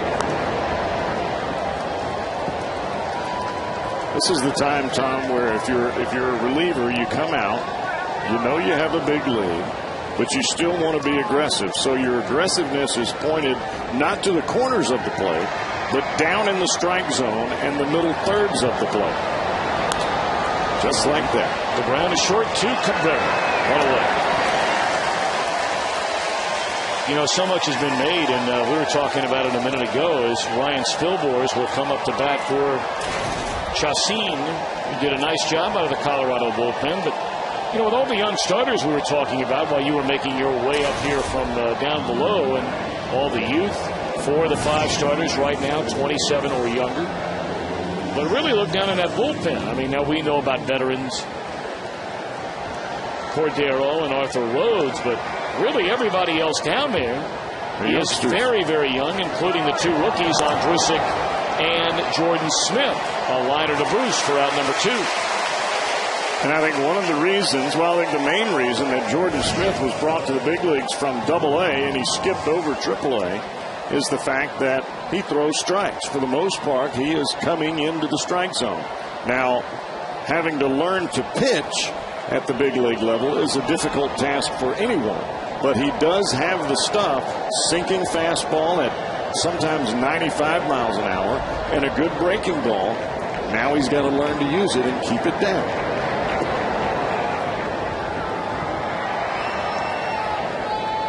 You can't have enough pitching throughout your organization. To me, pitching is like having extra money in your wallet as far as baseball goes.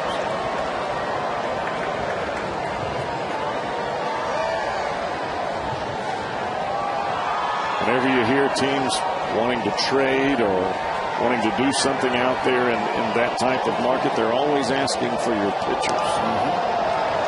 Off the end of the bat, popped up by Barmes. Easy for Cabrera, and a very impressive 7-4 on Bruce. Reds lead 8-1.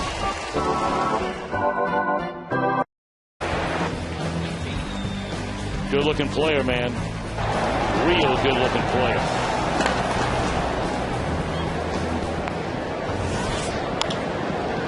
Manny Corpus takes over on the mound, deep in the hole. It's short. What a play by Barmes to throw out Cabrera. That's about as good as it gets from any shortstop in either league. Clint Barmes, what a play. Well, watch the key here on this play is getting rid of the baseball in a hurry, and that's exactly what Barmes does. As soon as the ball touches his glove, it is out of the glove, almost as though you would be turning a double play. And you see him get rid of it, and he puts the throw right on the money. And it helps the fact that Hopp has got a nice little stretch move over there at first base. Now Joey Votto. It's really the only team I can remember, Cowboy, that plays such a dramatic defensive shift on Joey Votto.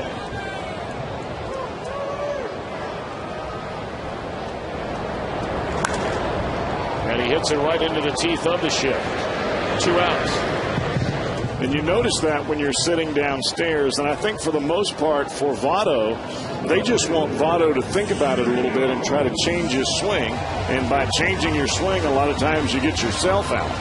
And for Votto, I think for him, you don't change your swing. You just do whatever.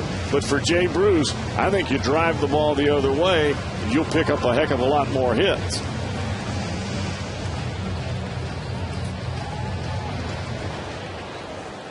So Corpus retires the first 2 in the inning.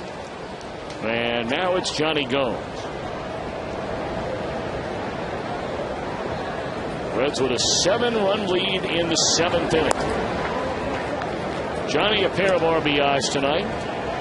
1 for 2 officially. His fly to center, a sac fly RBI in the 3rd. And then the solo home run to left field in the 5th.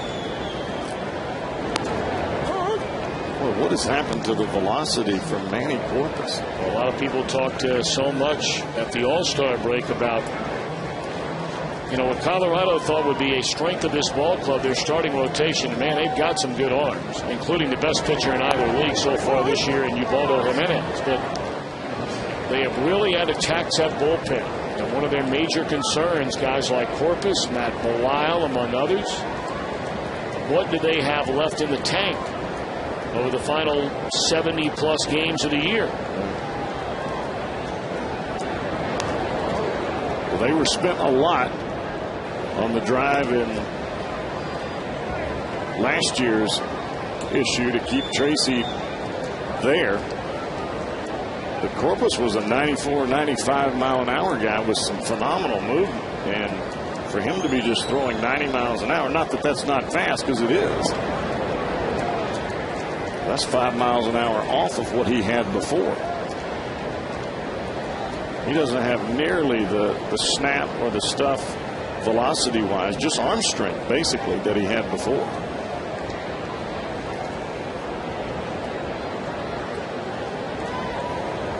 Two and two. And it's in the air down the first base line, and no one will get to this.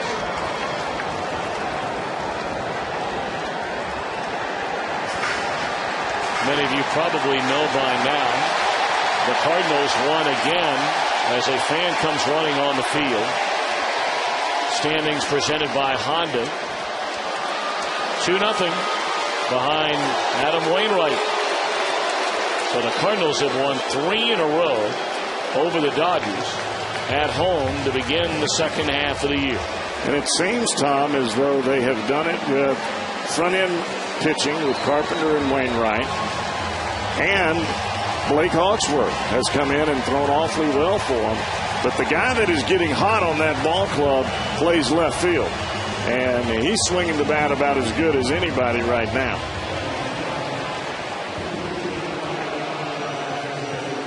And that would be Holliday, indeed, scoring at home. Matt Holliday. Well, that front threesome, you threw in Hawksworth as well, but really with Garcia, Wainwright, and Carpenter. I mean, those are the guys that they're going to be riding hard to the finish line. And that's what it's all about. I mean, you've got to pitch and catch the baseball and hit when you've got runners in a place where you can drive them in. I mean, those 3 things kind of take care of the game. And their bullpen continues to get the job done. Right. I mean, I think all of us felt like when you just looked at the arms down there, and I don't want to beat up on anybody. It's not what I'm doing. I'm giving them credit. Their guys are throwing strikes and they're getting people out. But we didn't think that would be a strength of their ball club. We thought it would be a weakness, and it has ended up being a strength. And where they had the issue with losing a couple of starters, they've been able to bring in a guy like Hawksworth, who has never really been a starter over a period of time in the big leagues, and he's done awfully well. Gomes going swinging. We move to the 8th. All Reds thus far tonight. And the big story coming in, and he delivered. Edinson Volquez. Boy, did he ever, Tom. Just pounding the strike zone. After the first inning jitters were over, he looked like the old Edinson Volquez. Actually, he looked better than the old Edinson Volquez. The breaking ball was the pitch that just, well, it took me out of my seat. And, you know, I was right there behind home plate for the majority. Well, for the whole time he was out there. And I didn't see that breaking ball from him when he was pitching and won 17 ball games for the Reds 2 years ago. And that is an extra pitch, a secondary pitch that is just flat out a very difficult pitch to make contact with. And that's being nice. Paul Janich takes over at short. New pitcher, the other rookie we were talking about a moment ago down in that Reds bullpen, Jordan Smith. Jordan Smith has only had 2 ball games here where he has not been able to get the job done. That's why you see the ERA at 4.15. But other than that, he has been awfully, awfully good. 8 strikeouts, only 3 walks. Very seldom are you going to see him give up a free pass.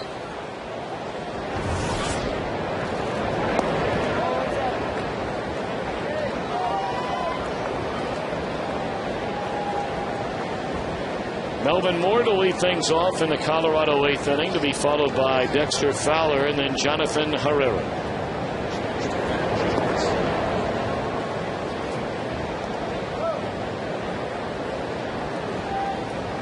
Always thought this guy was going to be a perennial top 10 as far as average would go hitting wise back when he was with Baltimore. Still had a very, very good career, man. Oh, yeah. Been around a long time. Just really was always had a great knack for putting the bat head on the baseball. And that is no easy task. Broke in with the Mets in '99. Had the big league championship series that year for the Mets, when they beat Atlanta to go to the World Series. I beg your pardon, they lost in '99, then they won in 2000 to go on and play the New York Yankees. Went to Baltimore that following year and really had some good years. Knocked in over 100 runs twice, 80 or more runs 3 other times. That one down the right field line out of play.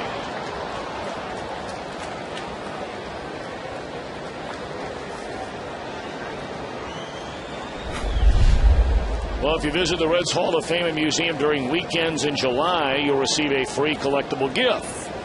All weekend full price paying guests to the Hall this month get a coin set honoring the 2010 Hall of Fame inductees.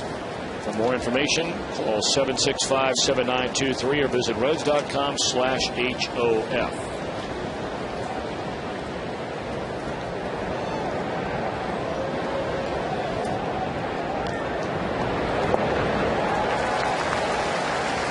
More out of there on strikes, 1 away.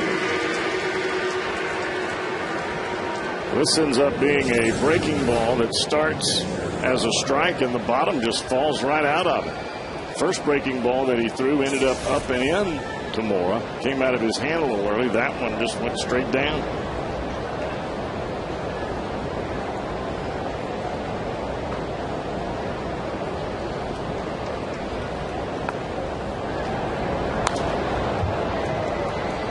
Fastball fouled away by Fowler. Strike 1. Fowler 1 for 3 in the game. Double to lead off. Scored the only Colorado run. And the double was an effort double. Yep. I mean, it wasn't automatic. He's just so fast that when the ball stopped, Jay couldn't get to it and get a throw in with the fact that everything was wet out there. 2 away in the inning.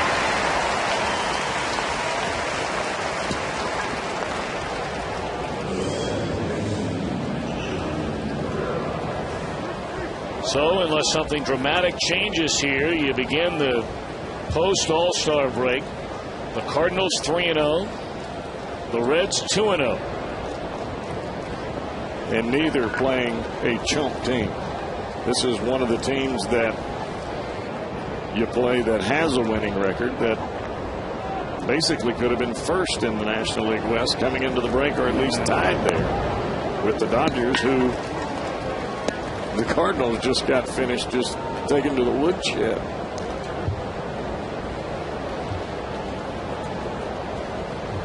Oh, and 1 count on Herrera, who has put down a sacrifice and walked twice. And a bullet into center field, a base hit. This guy gets on base, doesn't he? He really does, Tom. He's got a very short swing, and he knows his role in the game. He's just trying to make contact and use his speed. He keeps the swing short. I mean, that ball, that bat goes from right where he's holding his hand straight to the baseball. No excessive or alternating movements. Brad Eldred will come on and bat for Corpus, who goes a perfect inning with a strikeout.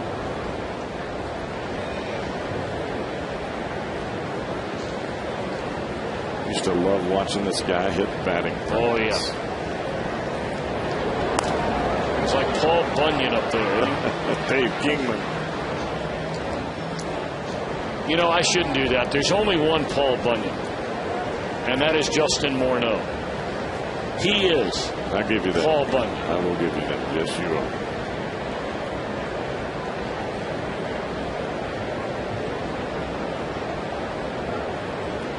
The thing about Morneau is he hits when it's game time. Oh, yeah. And that's really the only kind of hitting that matters. Him and Mauer. Oh, man, you know, obviously being in the National League, don't see those guys much, but man, those guys can hit. Yes, they can. Even though Mauer here lately, I guess, has been struggling. Struggled coming into the break and has struggled afterwards. But a guy like him, it's not going to last long as a Cowboy. No, I think with those two guys, that's the reason that you give them those big contracts, even though you're in a small market club, because they are the type of individuals that can carry you both in the clubhouse and on the field, and that is big. 2-2.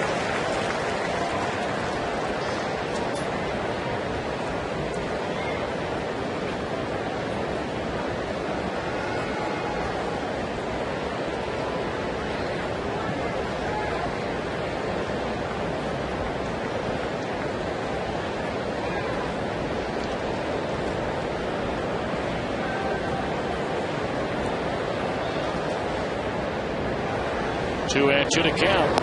And a swing and a miss, and that'll end the inning. Throw him the heater, Ricky. Give me that one more time. Throw him the heater, Ricky. Very nice. Day game. $20 price for seats in our all-you-can-eat section, thanks to the Business Courier. Seats include unlimited ballpark fare, hot dogs, popcorn, peanuts, sodas, all for one low price. For your tickets, call 513-381-REDS or visit Reds.com. Pretty good start to the season for the left-hander Randy Flores as he comes into the ball game. Left-handed pitcher, 2-0 on the year, a 3.10 earned run average. As you see Edinson Volquez there in the dugout. During the months of May and June, Flores did not allow a run. Wow, that's pretty good. It's pretty good streak right there for the left-hander. Left-handed hitters 4 for their last 33 off of Randy Flores.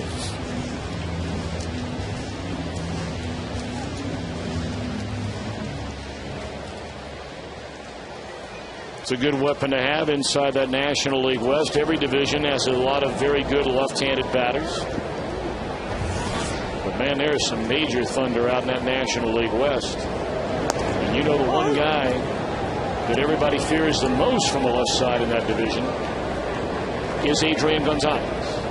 We have Andre Ethier out there as well. James Loney with the Dodgers. We saw the damage they can do. Yeah, the Dodgers have some guys that can flat pepper. High roll, fly ball into right center field. Well, they shouldn't be afraid to mix in a couple of those peppering tomorrow. I know it. Right?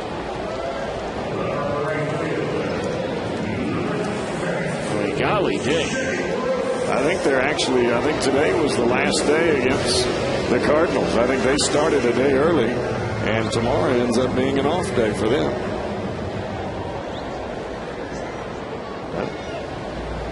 Maybe it is a 4-game series. Yeah, 4 game set to begin the second half.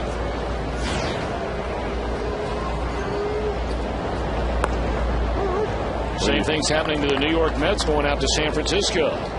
Cannot buy a run against the Giants, already losing 6-0 tonight. Well, you can't go west and come up empty. You've got to go out there and play tough baseball. And we've seen the flip side of that. You go out there, as the Reds did the last few years, and you don't win ball games, and boy, your season turns around and just drops like a hot rock. Well, you're not lying. What was it, that 2006 year when the Reds went out to California? They were very much in the hunt. They either won one game or didn't win a single game out there. Can't remember which one it was. I don't think they won any games. I think you might be right.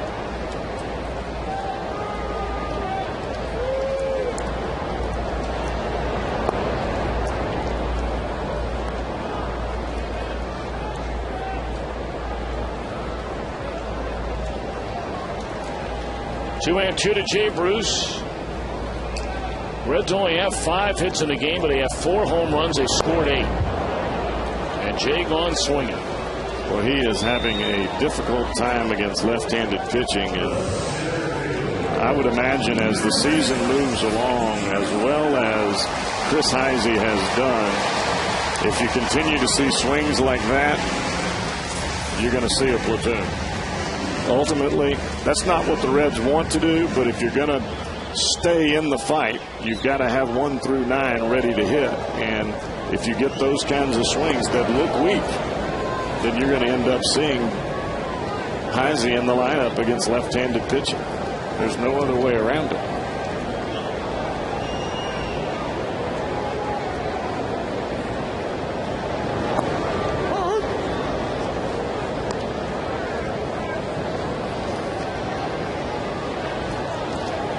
One to Drew Stubbs, who's had a good night tonight. A pair of home runs, a 2-run shot in the second, a solo home run in the fourth. A broken bat pop-up that will end the inning. So the Rockies come to bat in the ninth. Reds lead 8-1.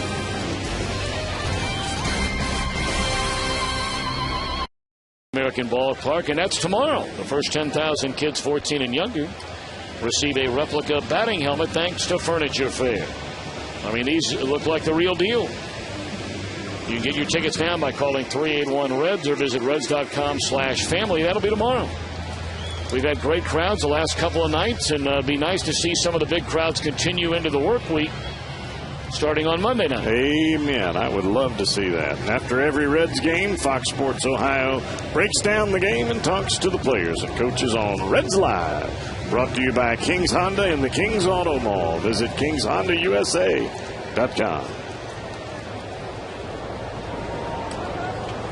Yeah, I think the crowd makes a phenomenal amount of difference. Tom, it is so loud down there where I was sitting earlier. I mean, the people are just so excited. And I think that's why you get this kind of performance on the board. I mean, yeah, you got 5 hits, but you got 4 of them that left the building. 88,488 have seen the first 2 games of this series.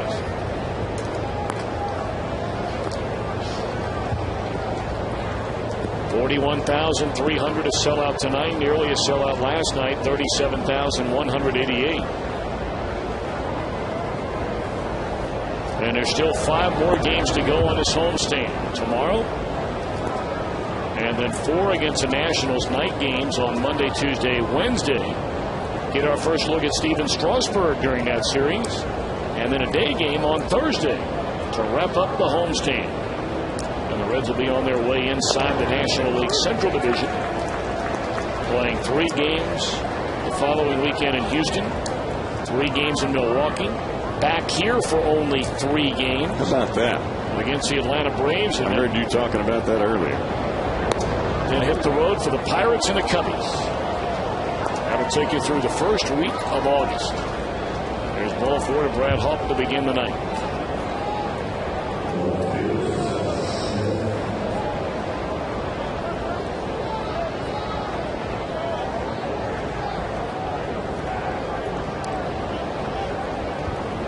Seth Smith, the batter, with Olivo next.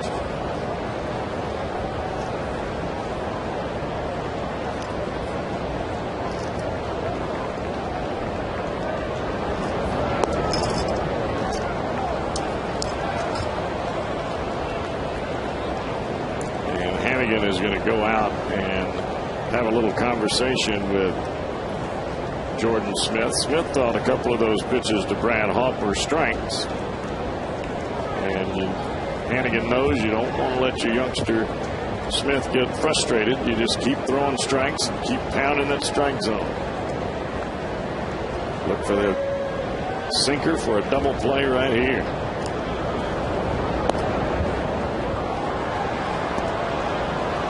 Two 2-0 now on Smith.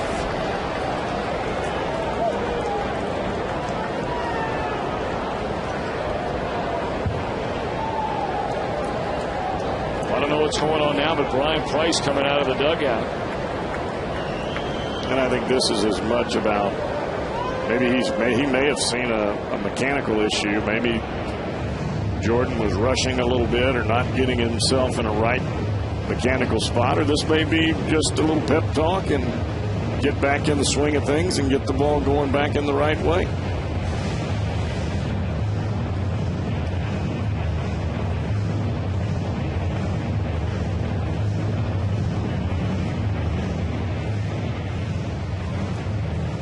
Bottom line, you just want to get 3 outs and call it a night.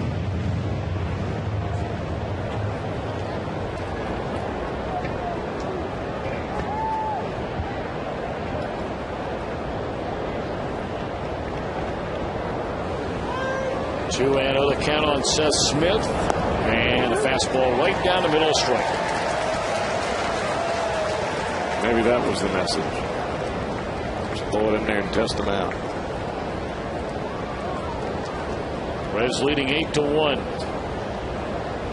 and we are in the top of the 9th inning, and now it's 2-2. The big story tonight: the return of Edinson Volquez. And return did he? 6 innings, 3 hits, only 1 run, walked 2, fanned 9. Threw 96 pitches in the game. Welcome back to the big leagues, Edinson Volquez. First batter of the ball game. Hit a hustle double. Phillips bobbles the ball and still gets he out of first base. 1 away. Looked like he tried to turn his hips towards second base a little too soon, and that ball popped right out of there. He was moving to his left, and in order to make that play and make it quickly, you got to get that right hip open a little bit sooner than you normally would, and it looked like the ball just rolled up the glove a little bit too quick on him.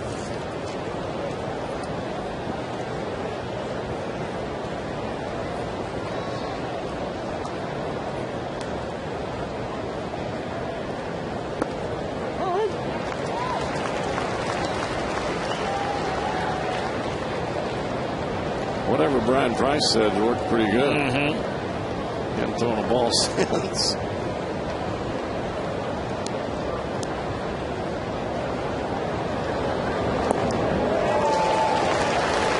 And now 0-2 on Olivo.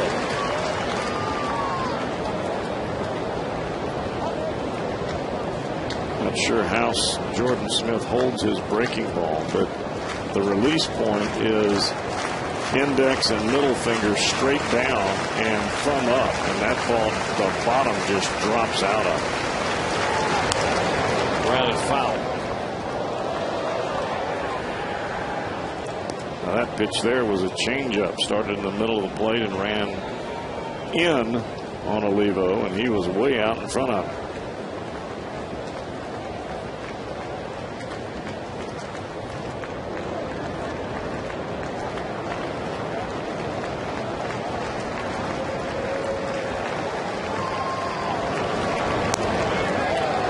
Fastball away, 1-2 on Olivo.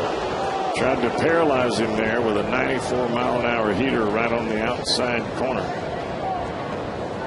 It stayed off just barely.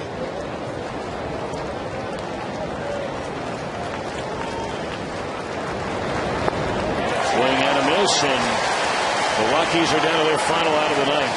Third strikeout for Smith. That's that straight down breaking ball again. Fingers on top. And Fingers down, thumb up. You hear that a lot of times when you talk about breaking ball action. Fingers straight down, thumb straight up. You get that top-like spin on the baseball, and the bottom falls out of it.